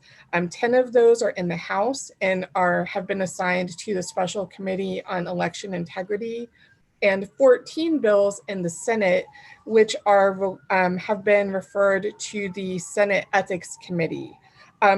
We're starting off here with House Bill 77, and this is a piece of legislation that the board has endorsed previously, and we wanted to ask if the board would consider voting in a position of support for this piece of legislation. This bill would authorize the election superintendent of a county to permit any elector of the county to vote in that precinct for a primary, general, or runoff election. So this is the so-called voting centers legislation, and would allow voters from any county to vote in a location on election day, just as they do during early voting. Mr. Chairman, is that something you'd like to consider now, or perhaps come back to? You want us to take a position on that now? I have a question about it. Yes, ma'am. This doesn't say anything about voting centers in your summary. This implies that that all of our precincts would still be open, and that they could, on election day, vote in any precinct anywhere in the county, which I hope everyone recognizes would mean that there would be internet access, which could be open for some sort of cyber attack. So I'm not sure exactly what the language of this says, but the summary does not mention voting centers. I'm going to ask, and I see that Commissioner Hall has her hand raised, Mr. Chairman. Ms. Calhoun, could you speak to that? Yes, Fran Calhoun, Intergovernmental Affairs. I would agree with Commissioner Hausman. The language in the bill does say any precinct. And so that may be something that we need to bring to the attention of the author and have further discussion on. just to at least kind of determine what does that mean for open internet access and those things. So that is the language, however, Commissioner. I would think we need clarification on the intent of the legislation before we take a position on it. Wait, I don't understand. A voting center is a precinct, isn't it? Commissioner Arrington, I think that's a very good question. And unless as we've begun to discuss this, it's possible that we do need to get some clarification. In some states that have, again, so-called voting centers, they reduce the number of election day precincts so that you have essentially mega sites on election day versus as we have 255 election day precincts, they might have a smaller number that could serve any voter. So that is a good point that we need to look into.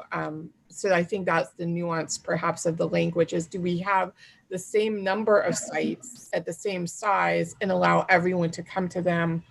Or do we have a smaller number of sites that anyone could use on election day, similar to early voting sites?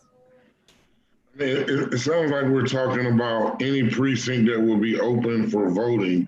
I mean, are we saying we were worried about the internet at State Farm Arena or at the Mercedes-Benz Dome? Were we worried about internet at either of those facilities? I don't understand how the internet has anything to do with it. It sounds like what we're saying is that, or it sounds like what the bill's intent is that anyone can vote in any open precinct or any precinct that is available for voting on election day.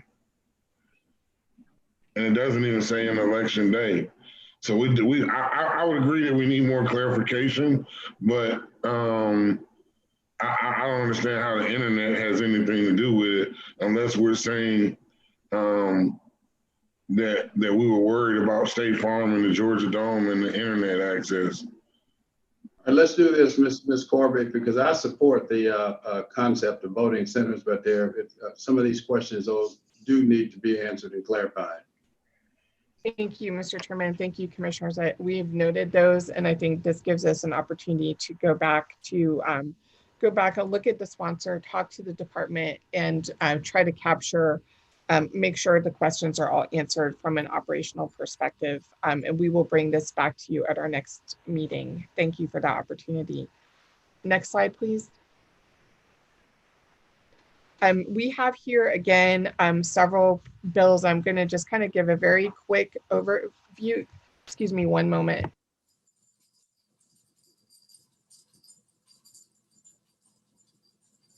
Thank you. Sorry, some gentlemen just were coming to work in our office. So we have, again, several pieces of legislation here. House Bill 59 is related to overseas voting. House Bill 62, which we mentioned last time, is related to grants. And during the last election cycle, Fulton County did apply for and receive a number of grants from private entities. So this would be relevant to us. House Bill 64 is related to a very specific circumstance in a nonpartisan election and kind of addressing that in the law. House Bill 65 does not apply to Fulton County because we are not a consolidated government, but we wanted to kind of round up all of these bills. Next slide, please. House Bill 101, we wanted to mention because this is also relevant to the issue of justice reform and issues of felon rights. Two pieces of similar legislation are Senate Bill 39. This one is related. House Bill 101 addresses, allows individuals convicted of moral turpitude to vote before completion of their sentence. Senate Bill 39 allows individuals on essentially controlled substance related charges to do something similar. And then House Resolution 28 would call for a constitutional amendment to also address these voting rights issues. Next one is House Bill 113. This is related to the issue of election day voter registration.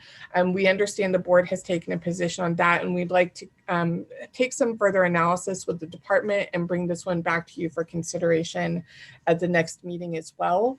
House Bill 121 is related to so-called purging of the voter rolls. This current practice says if an individual has not had contact with the Department of Registration Elections in a certain period of time, they would be removed from the voter rolls. This would prohibit that practice. And then Representative Maynor has introduced House Bill 132, which is a very detailed piece of legislation that requires a number of procedures to be adopted by county boards of registration and elections, and would allow them to require them to also seek approval of those from the Secretary of State. We have provided, by the way, this list of legislation to the Department of Registration Elections to also give us some feedback, and the Board of Registration and Elections will be meeting next week before your next meeting. Next slide, please. Again, House Bill 136 is not relevant to Fulton County. This is in counties where the probate judge operates elections. Senate Bill 29, and there are a couple of pieces here related to the issue of absentee ballots. So Senate Bill 29 would require that when a voter applies for an absentee ballot, that they apply for, they provide a photocopy of that ballot, of their ID at the time that they apply. This is, as you all know, the issue of absentee ballots was very hot during the last election cycle, and you'll see several pieces of legislation here related to the operation of absentee ballots. Senate Bill 35 expands the eligibility for poll workers. So currently they may serve in the county where they live or work. This would kind of open that up so that poll workers could live outside of those areas as well. Senate Bill 37 is an election bill that would require Georgia to enact the agreement among states to elect the president by national popular vote. Next slide, please. Senate Bill 38 would essentially establish a permanent list of electors requesting an absentee ballot for all future elections. Today, the practice is that in any election cycle, the voter who is 65 or over or has a disability can ask for an election throughout that election year. There are some exceptions, such as special elections and runoffs, that may not fall within that parameter. So this would broaden that a bit. I mentioned earlier that Senate Bill, go back please. Please, thank you. I mentioned earlier that Senate Bill 39 is related to convicted felon voting rights.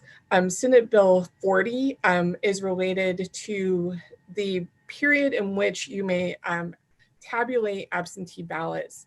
During this last year, when we had so many, this massive, 5 or 10-fold increase in absentee ballots received, the Secretary of State had provisions that extended back the time period to allow us to process those absentee ballots.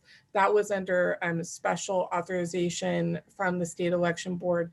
This would actually put that into law. It is not quite as long as we had last year, but it is a longer period than we have during a normal election cycle. Senate Bill 67 is, this is another piece of legislation related to photocopying your ID when you submit your absentee ballot application. And it also allows for the web portal for voters, which is essentially what the Secretary of State had in place before the November general election. Next slide, please. Senate Bill 68 would ban the use of drop boxes, and you may recall that Fulton County has 32 absentee ballot drop boxes, so this would certainly be relevant to us. Senate Bill 69, also from Senator Mullis, would essentially require, currently Georgia is a so-called motor voter state, where at the time you get a driver's license, if you are eligible for one, you are automatically registered to vote. This would eliminate that practice and essentially require that individual to affirm that they wish to register to vote, and rather than be automatically registered. Senate Bill 70 would prevent, as it says right there in the title, prohibit new Georgia residents from voting in a runoff. So if you move to Georgia or registered to vote in Georgia between a general election and a runoff, you would not be allowed to vote in the runoff election. And then Senate Bill 71 has had a lot of news coverage. This would really limit the eligibility of absentee ballots. As we saw, as you've seen last year, we had, and Georgia has had so-called no excuse absentee ballots. This would eliminate that practice and really create a much more narrowly defined group of voters who would be eligible for absentee ballot voting. Next slide, please. I promise I'm almost done with these. So Senate Bill 72, also by Senator Mullis, is basically addressing the issue of deceased voters, and it requires a certain number of entities to report on deaths so that can be compared against the voter rolls. So they would report those to election offices. Senate Bill 73, again, from Senator Mullis, addresses the issue of distributing absentee ballot applications. Last year, we saw that numerous nonprofit organizations distributed absentee ballot applications, political parties, et cetera, et cetera.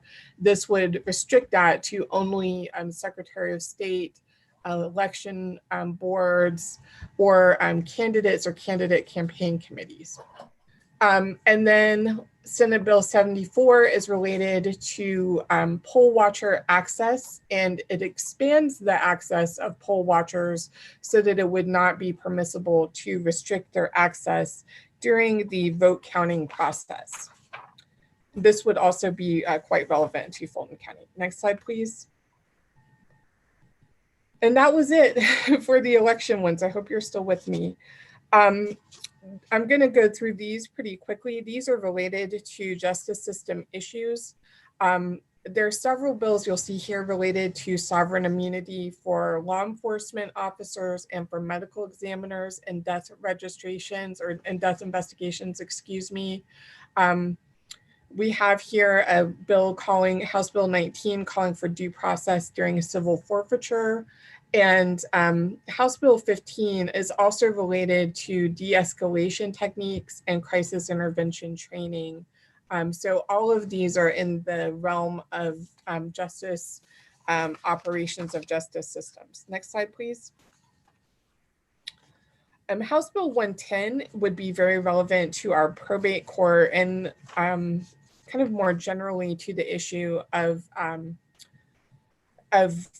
gun usage and the areas or restrictions against gun usage. So this bill would essentially eliminate the need or under the law for a weapons carry permit. It essentially says that if you qualify for a weapons carry permit, you are allowed to do the things that that permit allows you to do.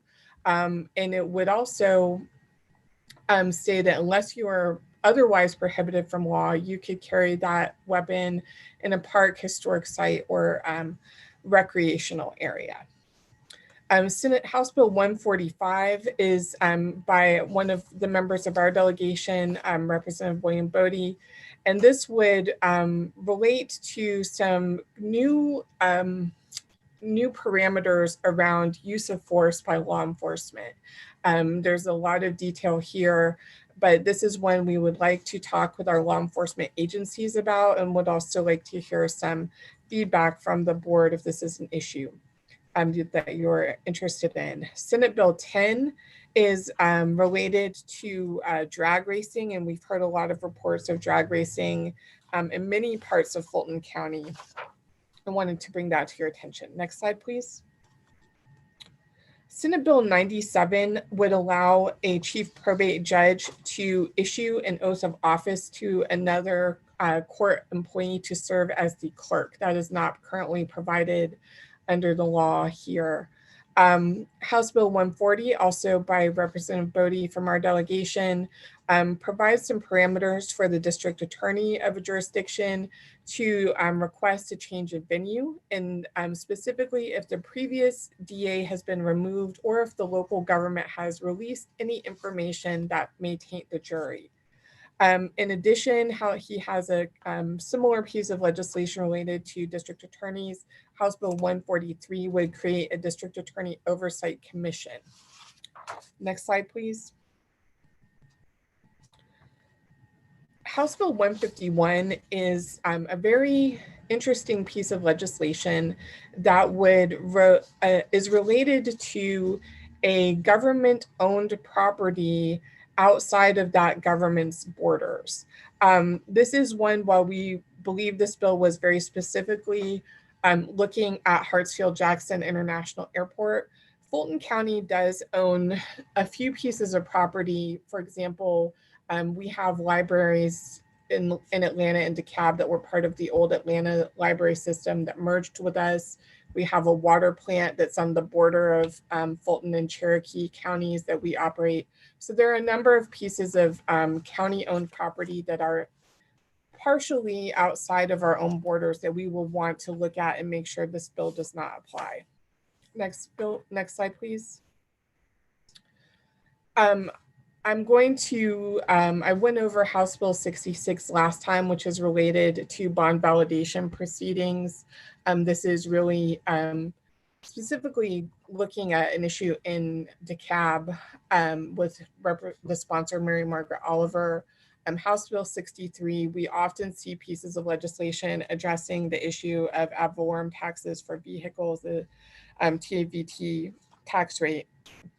House Bill 75 is really, I think, one that we are very interested in and is related to proposed millage rates, which, as you all know, the notices that are part of the assessment notice or actually part of the millage rate notice, excuse me, can be very confusing to the public. And this would help clarify that language. This bill, and I believe, Fran, please correct me if I'm wrong, this is a bill that that ACCG has advocated for as part of their clarification to have a cleaner public notification process related to taxes. One thing that Fulton County has that is specifically relevant, it says that any local government that has a floating homestead exemption, as we do, would, sorry, apparently my video turned off. This would allow those that have a floating homestead exemption to dispense with otherwise applicable public notification of tax increase requirements. So this is one, again, that's particularly relevant to us. Next slide, please. Cinder Albers has been part of a study committee, or has been leading a study committee that has been looking at tax credits, and Georgia has a number of different tax credits, and this study committee has been evaluating the efficacy of those credits. How much is it costing? Are people using them? Are they being used for their intended purpose, et cetera? So this piece of legislation would help address that and request some economic analysis. Senate Bill 41 has been introduced previously. This would create a tax commissioner retirement fund, and it does that by requesting contributions from tax commissioners and also implementing a new fee on delinquent property taxes, as well as an administration fee. In talking with Dr. Ferdinand when this has been introduced previously, the concern he raised is that because Fulton County has more parcels and therefore will be more likely to have more delinquent parcels. And we already, thanks to this board, provide for a retirement fund for our tax commissioner. Essentially, Fulton County would be subsidizing the retirements of tax commissioners in other parts of the state. So that's a concern he has raised with us previously. We are continuing to look at this piece of legislation, but wanted to make you all aware of that. Next slide, please. Again, I went over a couple of these a little earlier about the House Resolution 28, and there's a companion piece of legislation in the House. House Resolution 30, again, related to, we talked earlier about pari-mutuel betting and sports betting. This piece of legislation would allow for a vote for a constitutional amendment for casino gambling. And Senate Resolution 26 is one we want to look at carefully. Again, any of these constitutional amendments have to go through a referendum process, but this could allow the state to incur general obligation debt to make loans for local governments that own airports. So that's one that we're very interested in, given the work that's happening at the Fulton County Airport. Next slide, please. So you see here that we are on legislative day 11, and we have, they are going to be in session tomorrow and then again on Monday. I know many of you are active in with the Association of County Commissioners of Georgia. They provide a really excellent legislative review every Friday. So I hope if you're able to, you would also take a look at those. With that, we can take any questions.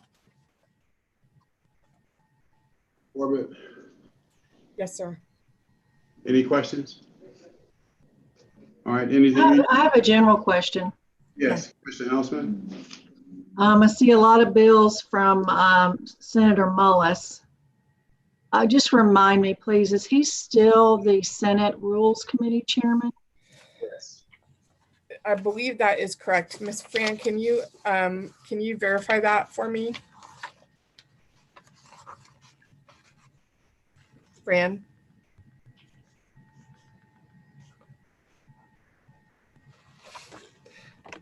Commissioner, I believe that is correct.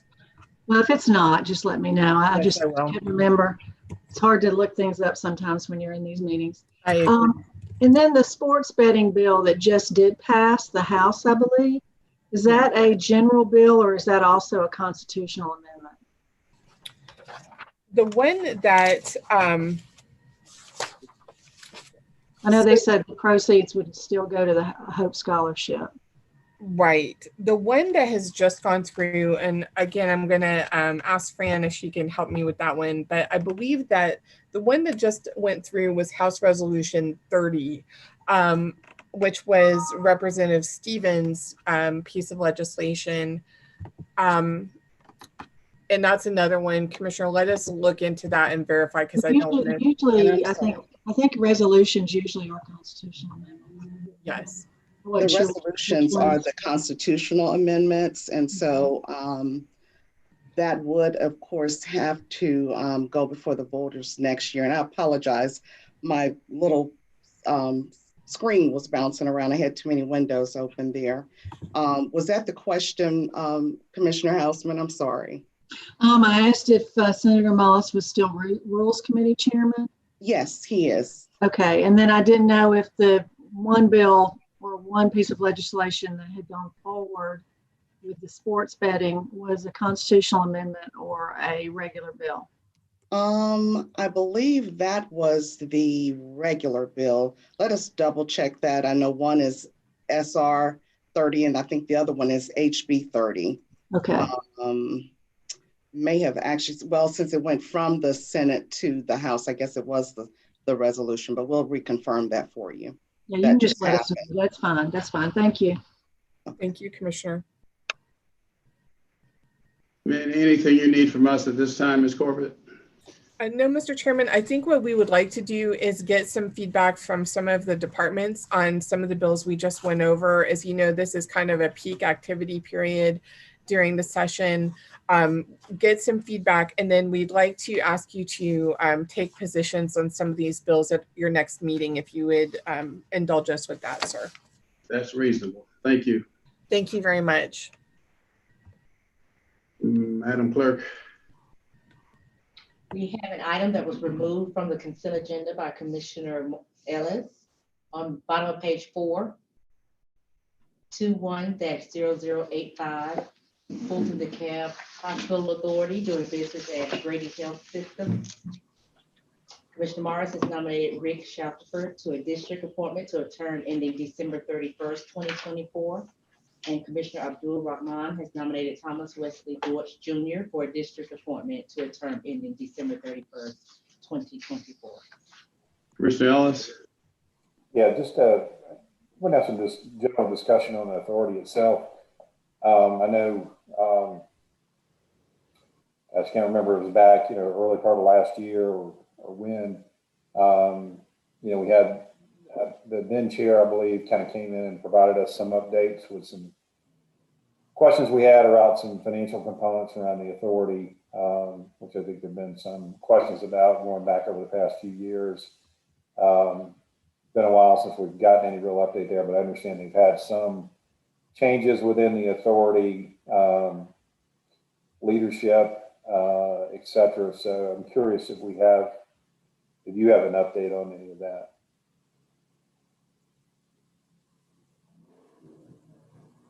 Audit done a couple of years ago, which I requested not only of this authority, but the Recreation Authority, Fulton Housing Authority, and others. But we started with this one, and I think that they did some preliminary, they meaning Anthony Nix. But I guess from my perspective, the positive news is that this authority, though, seems to be evolving in a what I consider to be very, very positive direction. As you know, it's a 10-member authority, and it's also getting back in line like it used to be. It's a 10-member authority with 7 members appointed by the Fulton County Commission and only 3 from DeKalb County, but it's sort of gotten out of whack in the past, where the tail was wagging the dog, meaning DeKalb County was running it. There's one vacant position now. I think Commissioner Arrington has a vacant position. And then one from DeKalb County, although it's not vacant, Representative Pam Stevenson, who has had reportedly some personal issues, has resigned her seat as a legislator. And the thinking is that at some point may do so with respect to this authority as well. So I'm going to be speaking with CEO Michael Thurman about what he plans to do with respect to that appointment. The board has some 10 or 12 employees, which again, editorial comment now, probably too many for what it does. There's one vacant position. They are all at-will employees, and that's a key word, and that audit is going to come up. And I guess the thing that's happened recently that I'm aware of, which sort of puts it back in sync, is that they did in fact elect new officers. And the new officers are as follows. The new chair is Catherine Flowers. The new vice chair is Bernie Tokars. The new treasurer is Shannon George Sink. And the new secretary is Pastor Eric Thomas. And they've also hired, and I think an outstanding person, is a new CEO, Javon Gibson. So that's why I say I think that they're moving in the right direction now. We probably need to support them. Does that help? Chair, I have my hand raised.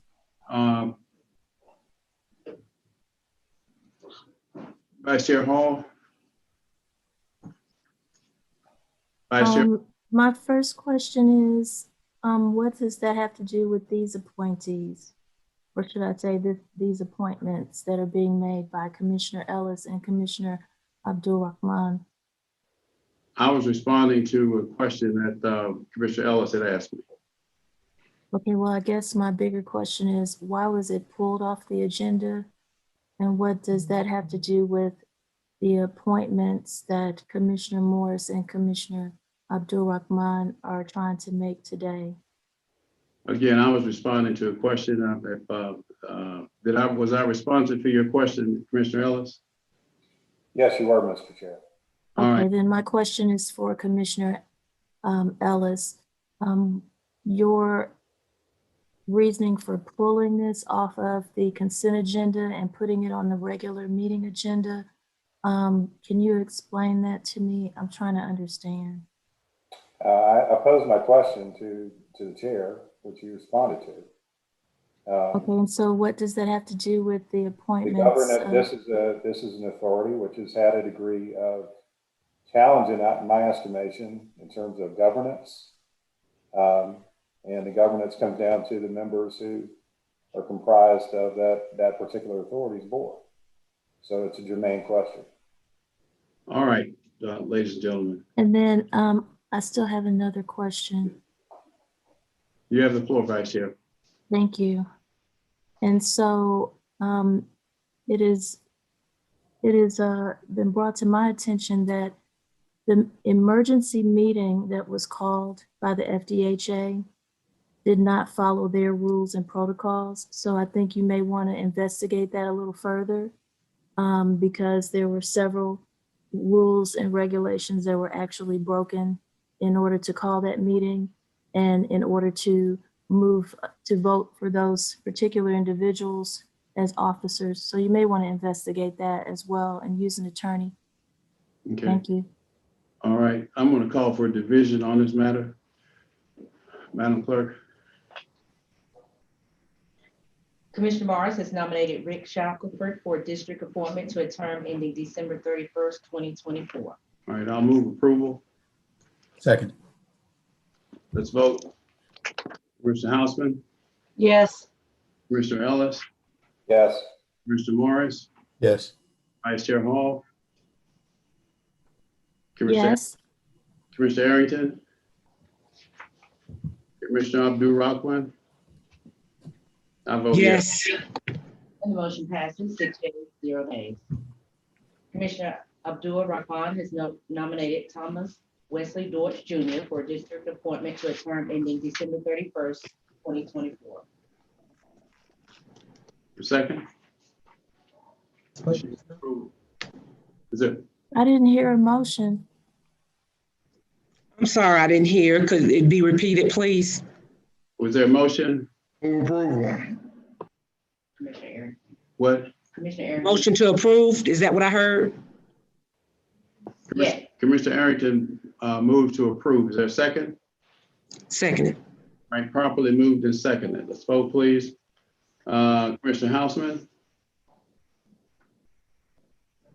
Commissioner Ellis. Commissioner Morris. Vice Chair Hall. Yes. Commissioner Arrington. Yes. Commissioner Abdul Rahman. Yes. Madam. And that motion fails, 3 yeas, 0 nays. All right, fails for lack of quorum. Wait a minute, Mr. Chair, you didn't vote. Did not vote. That's correct. You abstained. You abstained? That's fine. Abstain. I move. Wait a minute. Wait. We gotta have. There's got to be a yay, a nay, or an abstention. We can't have 6 people vote and then an announcement that it didn't pass. We have 7 people in attendance, so we have to have 7 votes, a yay, a nay, or an abstention. We cannot simply skip to an announcement that it failed. It failed for lack of affirmative votes. You call for the tally after the 6th vote. And why was there a division, Chair? Could I please get clarification on why there was a division of the vote? Any member can ask for a division on items like this. That's standard rules, Robert's Rules of Order. All right, this fails. I have my hand raised. All right. I have my hand. Excuse me. My question is, why are we not following the protocol that we normally follow for board appointments by commissioners where we allow that commissioner whose appointment it is to make to have their appointee, why are commissioners voting against an appointment made by a commissioner who has that right? Received the requisite 4 votes. Rule at since it did not receive the 4 requisite votes, it failed. I made a substitute motion to file, which was properly moved and seconded. We're going to vote on that. Commissioner Houseman? Yes. Commissioner Ellis? Yes. Commissioner Morris? Wait, I need discussion. What's a motion to Wait, file? I can't even hear what you just did. Hello? Yeah, what's a motion to file? Discussion. The motion to file is to file. Madam County Attorney, would you explain that motion? I've explained it once before. A motion to file is in essence a motion to indefinitely postpone a matter. It's a proper motion and it's properly before us. To indefinitely postpone what matter? The matter that we're voting on, Commissioner Arrington. Wait. Well, what is the matter? Yeah. I didn't hear what the matter was. Chair, can I be given the privilege as a new commissioner to have the opportunity to speak, please? Just a minute. We're in the middle of a vote now. Two things we can do. If you want to vote to overrule my ruling that this is a proper motion, you're free to do so. The county attorney has ruled that the motion was proper. Yeah, but we gotta have discussion because we don't even know what you were talking about. You ran Well, through it without giving us an opportunity for discussion. I want to make a substitute motion to hold this because it is too much confusion going on. I can't even hear what in the world is going on with this bad Dell computer and the speaker and everybody talking. So can't substitute motion to hold this appointment? We're in the middle of a vote. If you want to overrule my motion, you're free to do so. Wait, we can't I don't get to even a know vote what your until we have motion. discussion. Point of order, we don't get to a vote until we have discussion. And we did not have any discussion. And we asked you, what was this motion? And we asked you, what was the matter? And you have yet to identify the matter. Motion is to file, and the matter is the nomination that was sounded by the clerk. Motion to file what?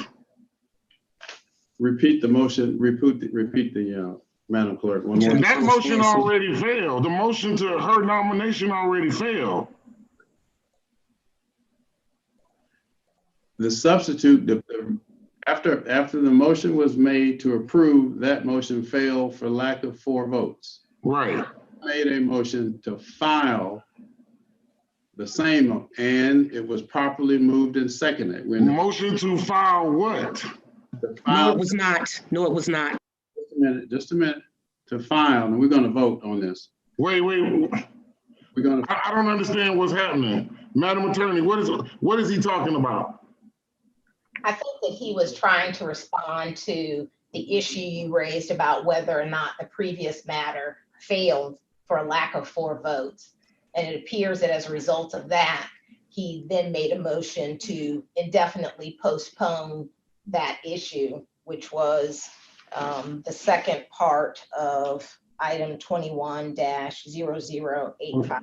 So he's making a motion to indefinitely postpone Commissioner Khadijah's appointment? Yes. So she can't appoint anyone to the way. You're making a motion to stop her from appointing someone to a board? To file. Having her district appointment? Motion is. Is that asking for a point of clarification? Wait a minute, hold on. I still have my hand up. And I want to be clear because it's a lot of back and forth. Is that what the motion is? To try to block her from ever bringing her appointment back up? Is that what this is? I'm not even going to respond to that. I want to be clear because there's too much back and forth and talking and stuff. And I have a bad speaker so can one person talk at a time and explain this to me? I'm sorry, Sheeta, you need to get her a new computer, Mr. Melendez. This is a new computer. That's why I stopped that and held that item earlier today, because this is one of the new computers and it's terrible. The manager just said he will personally get you a new computer. Commissioner Abdul Rahman, you have the floor. Thank you, Chair. I want to take this opportunity to not only speak to my fellow colleagues, but also to speak to the community. The only other time North Fulton blocked a board appointment was when a Muslim woman was nominated and it was blocked. It's the only other time in history. Speed up to 2021. You have a commissioner that won against an incumbent. The only other time that happened was in the 90s. I upset an incumbent by 6,000 votes. That wasn't good enough. I had to go to court for my constituents to have their legal representation that they voted for their community here. Now, the great literary giant Zora Neale Hurston says, if you are silent about your pain, they will kill you and say you enjoyed it. Now, Commissioner Ellis says a degree of talent is on the board, is to insinuate that my district appointment or maybe my district as a whole is not talented. Georgia has already taken a black eye.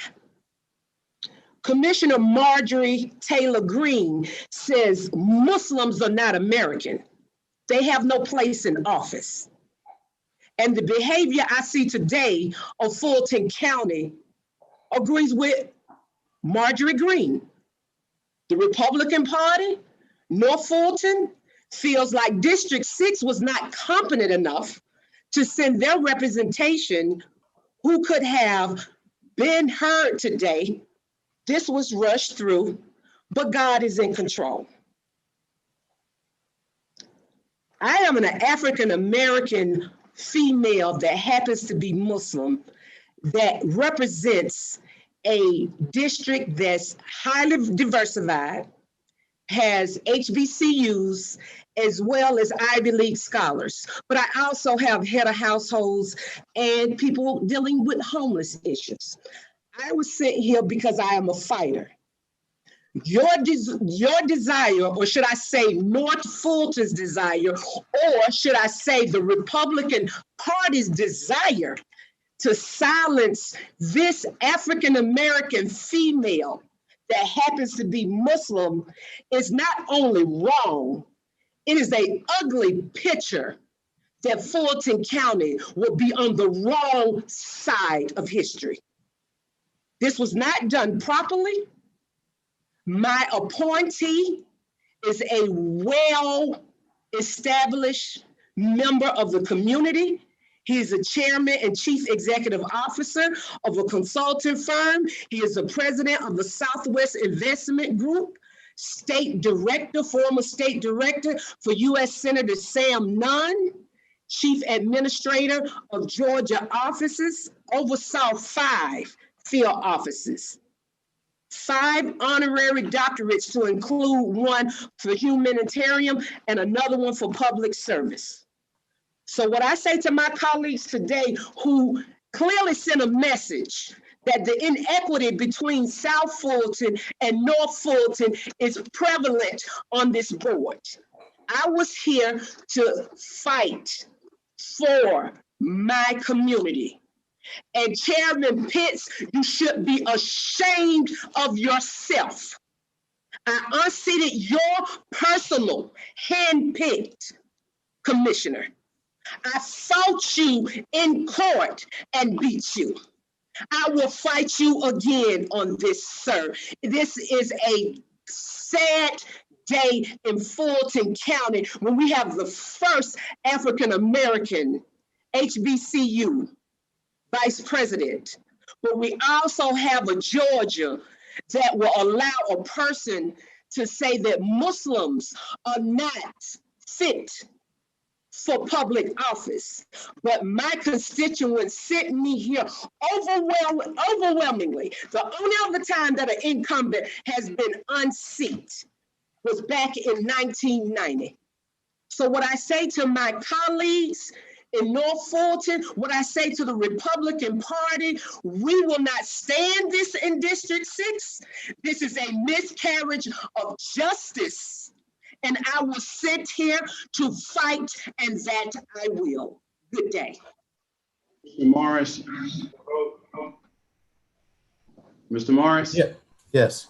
Motion's to file. How do you vote? Yes. Yes. All right, Vice Chair Hall, No. Vice Chair, Commissioner Arrington. Absolutely not. I'm trying to still understand from the attorney, what is the effect of this motion to file? Does that prevent Commissioner Khadijah from being able to appoint someone to this board? It does not, Commissioner. What does it do? That's what I've been asking the whole time. Commissioner Abdul-Rahman, how do you vote? Is anybody going to address the fact that I've had my hand up all this time and nobody is allowing me to speak? On the motion to file, what's the vote? Right now, I have 3 yeas, 2 nays. And I vote yes to file. So you're just gonna ignore the fact that my hand has been up? You've had the floor, Madam Vice Chair. What do you have I to say? haven't had the floor with people screaming and hollering. You have the floor. Go ahead. The vote's 4 yeas and 2 nays. How do you vote? Okay, I already voted, and I voted no, just to be clear, since you didn't catch that. But my question is the same as Commissioner Arrington. And so I will pose the question in a different manner since he didn't get a response. My question is, does this motion create a situation where Commissioner Abdul-Rahman cannot appoint Mr. Thomas W. Dortch Jr. ever again to the Fulton DeKalb Hospital Authority? Nominate anyone, any commissioner, when they have an appointment, they can nominate. I'm asking the county attorney. Madam County Attorney. Let her talk. The vote's in, but go ahead. You can respond. Yes, the effect of the motion to postpone indefinitely is with respect to item 21-0085 and Commissioner Abdul-Rahman's nomination of Thomas Wesley Dortch Jr. So yes, the answer to your question is yes. Okay, so to me, that looks like a personal vendetta that someone has against Mr. Dortch.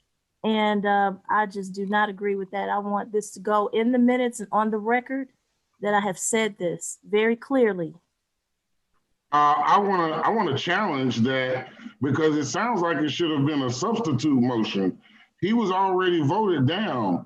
So I don't understand how you can go back after it was already done and he was already voted down. Now, my question is, so I think I heard the answer to Commissioner Hall's question was that does that prevent Commissioner Khadijah from ever appointing Mr. Dortch again? My question is, does it prevent her from nominating anyone to the board?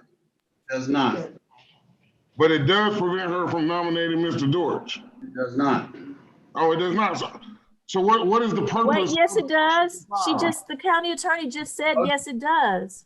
I've asked you again, and we're going to move on if there's a motion. Let's not move on because wait, hold on. The county attorney just made it clear that she can't appoint Mr. Dortch anymore. She just said county attorney. Based on what I understood.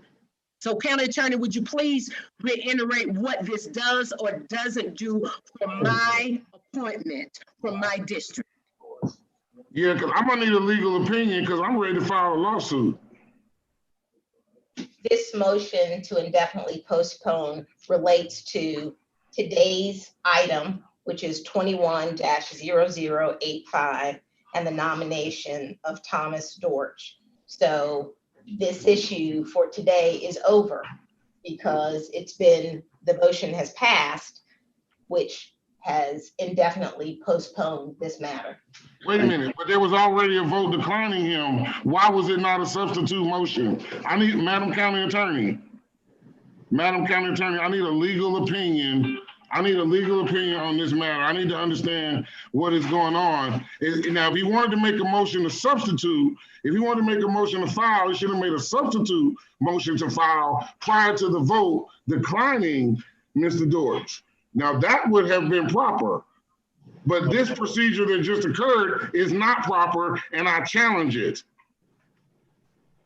I make it a formal objection for the record. All right, this, Madam County Attorney, note his formal objection for the record. Anything else? Madam County Attorney, would you please explain what you just said to me as though you were explaining it to a 5-year-old? Because I would like for my constituents to know whether I can bring Mr. Dortch back or whether I cannot bring anybody back to this appointment, period. What's next?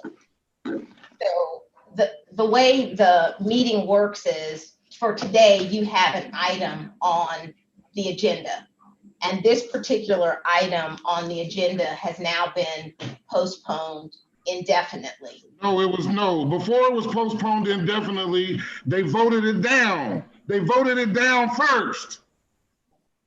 So that means that, Chair, you were incorrect then, because you told me it was not. My understanding, I would be able to come back and vote again. I mean, I would be able to come back and bring a different person, but my understanding indefinitely, I will not be able to appoint anybody for this particular board appointment. That's my understanding.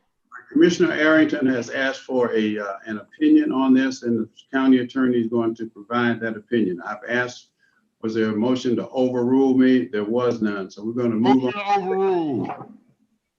We're done with this. Motion to overrule. You can't say that. I just made a motion. All right, your motion is to overrule the chair. Is there a second? Second. All right. Yeah, that's impossible. If you wanted to make a substitute motion, the matter was over with once it was voted on the first time and y'all voted 4-3. The matter was over with at that point. That was not. On the motion to overrule the chair. According to you. The motion to overrule, Commissioner Houseman, Commissioner Ellis, Commissioner Morris. No. I'm a no too. Chair Hall. Yes. Commissioner Arrington. Yes, I vote yes. All right, Commissioner. I'm ready to file a lawsuit. That's bullshit. And I vote no. Sorry, I missed it. No, you can't come back and vote. We already voted. We already went past you. I'm ready to file a lawsuit. Let's go. Point of order, Chair, I have a question. According to Robert's Rule of Order, when you have a motion for divide, it has to have a majority and be seconded. There was not a majority. It has to have a majority vote and second. That's over with. Let's go to the Black History. No, that's not over with, sir. You were the chair. Right. You did not have a majority. You told me, in a second, you told me to go by Robert's Rule of Order. I got the book in front of me that you gave me. You did not do it, sir. You called for a division and there was no motion and there was no second. She's absolutely right. And you did not have a majority. And that's why I'm gonna win my lawsuit. Parliamentarian has ruled. I'm not the parliamentarian. There was a motion. I haven't heard a ruling from a parliamentarian. What parliamentarian made a ruling and what was it? That the motion was proper. Now we can stay here all day. No, we can hear from the parliamentarian. We don't need to hear from you. We need to hear from the parliamentarian on what the parliamentarian's ruling was. I want to hear from the parliamentarian. We need to hear from the parliamentarian because my last understanding is this was Fulton County and not Russia. I want this all on record. This So is a please let the democracy. parliamentarian speak so we can get this on record. Was the motion proper? So the last motion was to overrule the chair's ruling. Is that the motion you're asking? No, the division. What Commissioner Khadijah said is that he called for a division and there was no motion or second on the division. He called for a division and was automatically divided without a second and without a vote on the division. That is what Commissioner Khadijah said, and she's absolutely right. She's absolutely majority. Pull the transcript. Pull the transcript and read it back. That's not correct. That's what happened. Madam Parliamentarian. Pull the transcript. Madam Clerk, pull the transcript and read it back. Please pull the transcript, please. Let me get the transcript and review it, and then I'll write a memo for you. Thank you. We don't need a memo. We need motion to hold. We need to know can you today just do it while right we now? are meeting that this went through. I'm looking at what Rob Rules of Order says. It has to have a second and it has to have a majority. That did not happen. Motion to stay the motion to file until we get the ruling back from the parliamentarian. We've already voted on. I just made a motion. Can you please just do that right now? Take up the Black History Month, member, to adjourn. Wait, I just made a motion. I'm gonna rule that out of order. I just made a motion. We have already ruled on. I just made another motion. Mr. Chair. Without due respect, Chair, I would request that you silence Morris's. If you go into silence mine because it was not done proper, silence both of them then. Both are proper. Would you sound the motion to stay the appointments and the motion to file until we get the opinion back from the county attorney? Second. Is that a motion? Second. A motion and a second. Commissioner Houseman? Commissioner Ellis? Commissioner Morris? No. Vice Chair Hall? Yes. Mr. Arrington? Can we just have the parliamentarian? Yes. And I vote no, so it fails. Now, would you go to the Black History Month, please? Wow. Excuse me, my hand is up. Please, you guys, my hand is up. Can I please have the floor? You have the floor, Vice Chair. Thank you. Okay, so to bring some order to this meeting and to accommodate the requests of our fellow colleagues, can we please just go ahead and have the parliamentarian pull the information that has been requested, go back, look at how this process is taking place. I want us to look fair, honest, and have integrity at these BOC meetings. Mr. Chair, I believe that that is what you also want. So to show that you do want that, can we please just allow them to go back, look at what happened, and let's do that right now. We have plenty enough time. We didn't finish our last meeting until 7:30 at night. I'm sure we have enough time to do this right now. The county attorney says she's going to research the request that was made by Commissioner Arrington and research it thoroughly and get back to him on it. As far That as is not what, but Mr. Chair, that is not what he asked for. Commissioner Arrington asked for that to take place right now. He didn't ask for it to be done later. He asked for it right now. That's grounds. That's ground. Look, that's how we win the lawsuit. Improper order. If they don't want to go back and get it right, they got the votes, but they don't want to go back and do it right. So that's fine. We don't have to read the transcript. That's grounds for having it overturned in court. Let's let them go. Mr. Chair, can we please just do this right now? It will not take that long. It won't take as long as that meeting we had with the actual budget that went to well over 7 o'clock. Madam County. It is now 2:52. Madam Clerk, would you sound the item that we added to the agenda?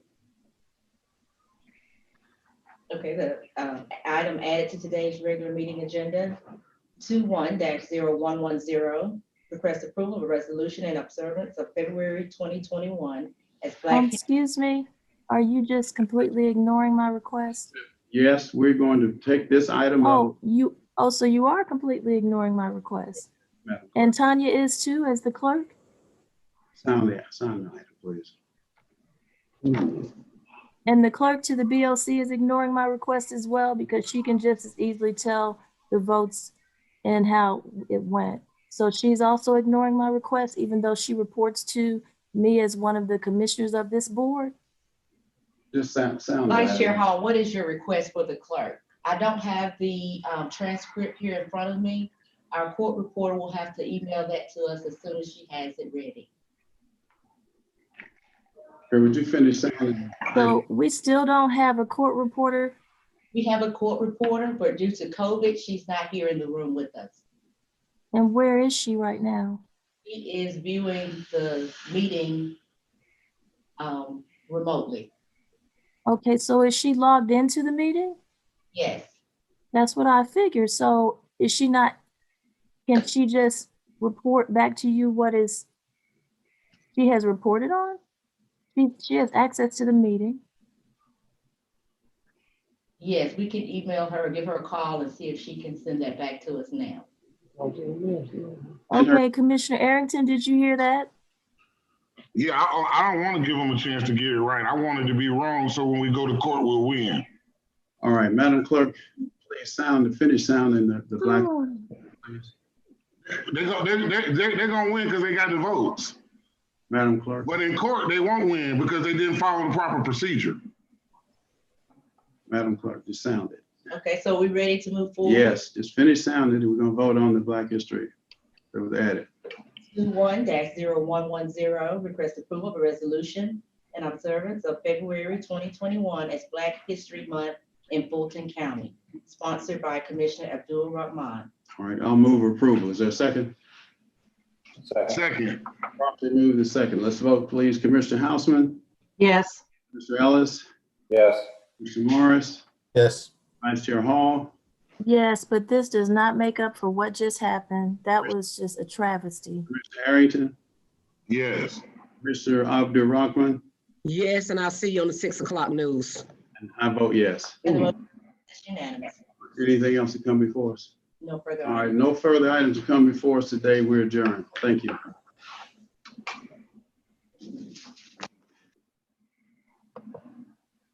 Should be ashamed. Yes, It's a that was travesty. shameful. This will go down in history as That a was travesty. shameful. This is a travesty because a personal vendetta with my appointee. North Fulton should be ashamed of themselves.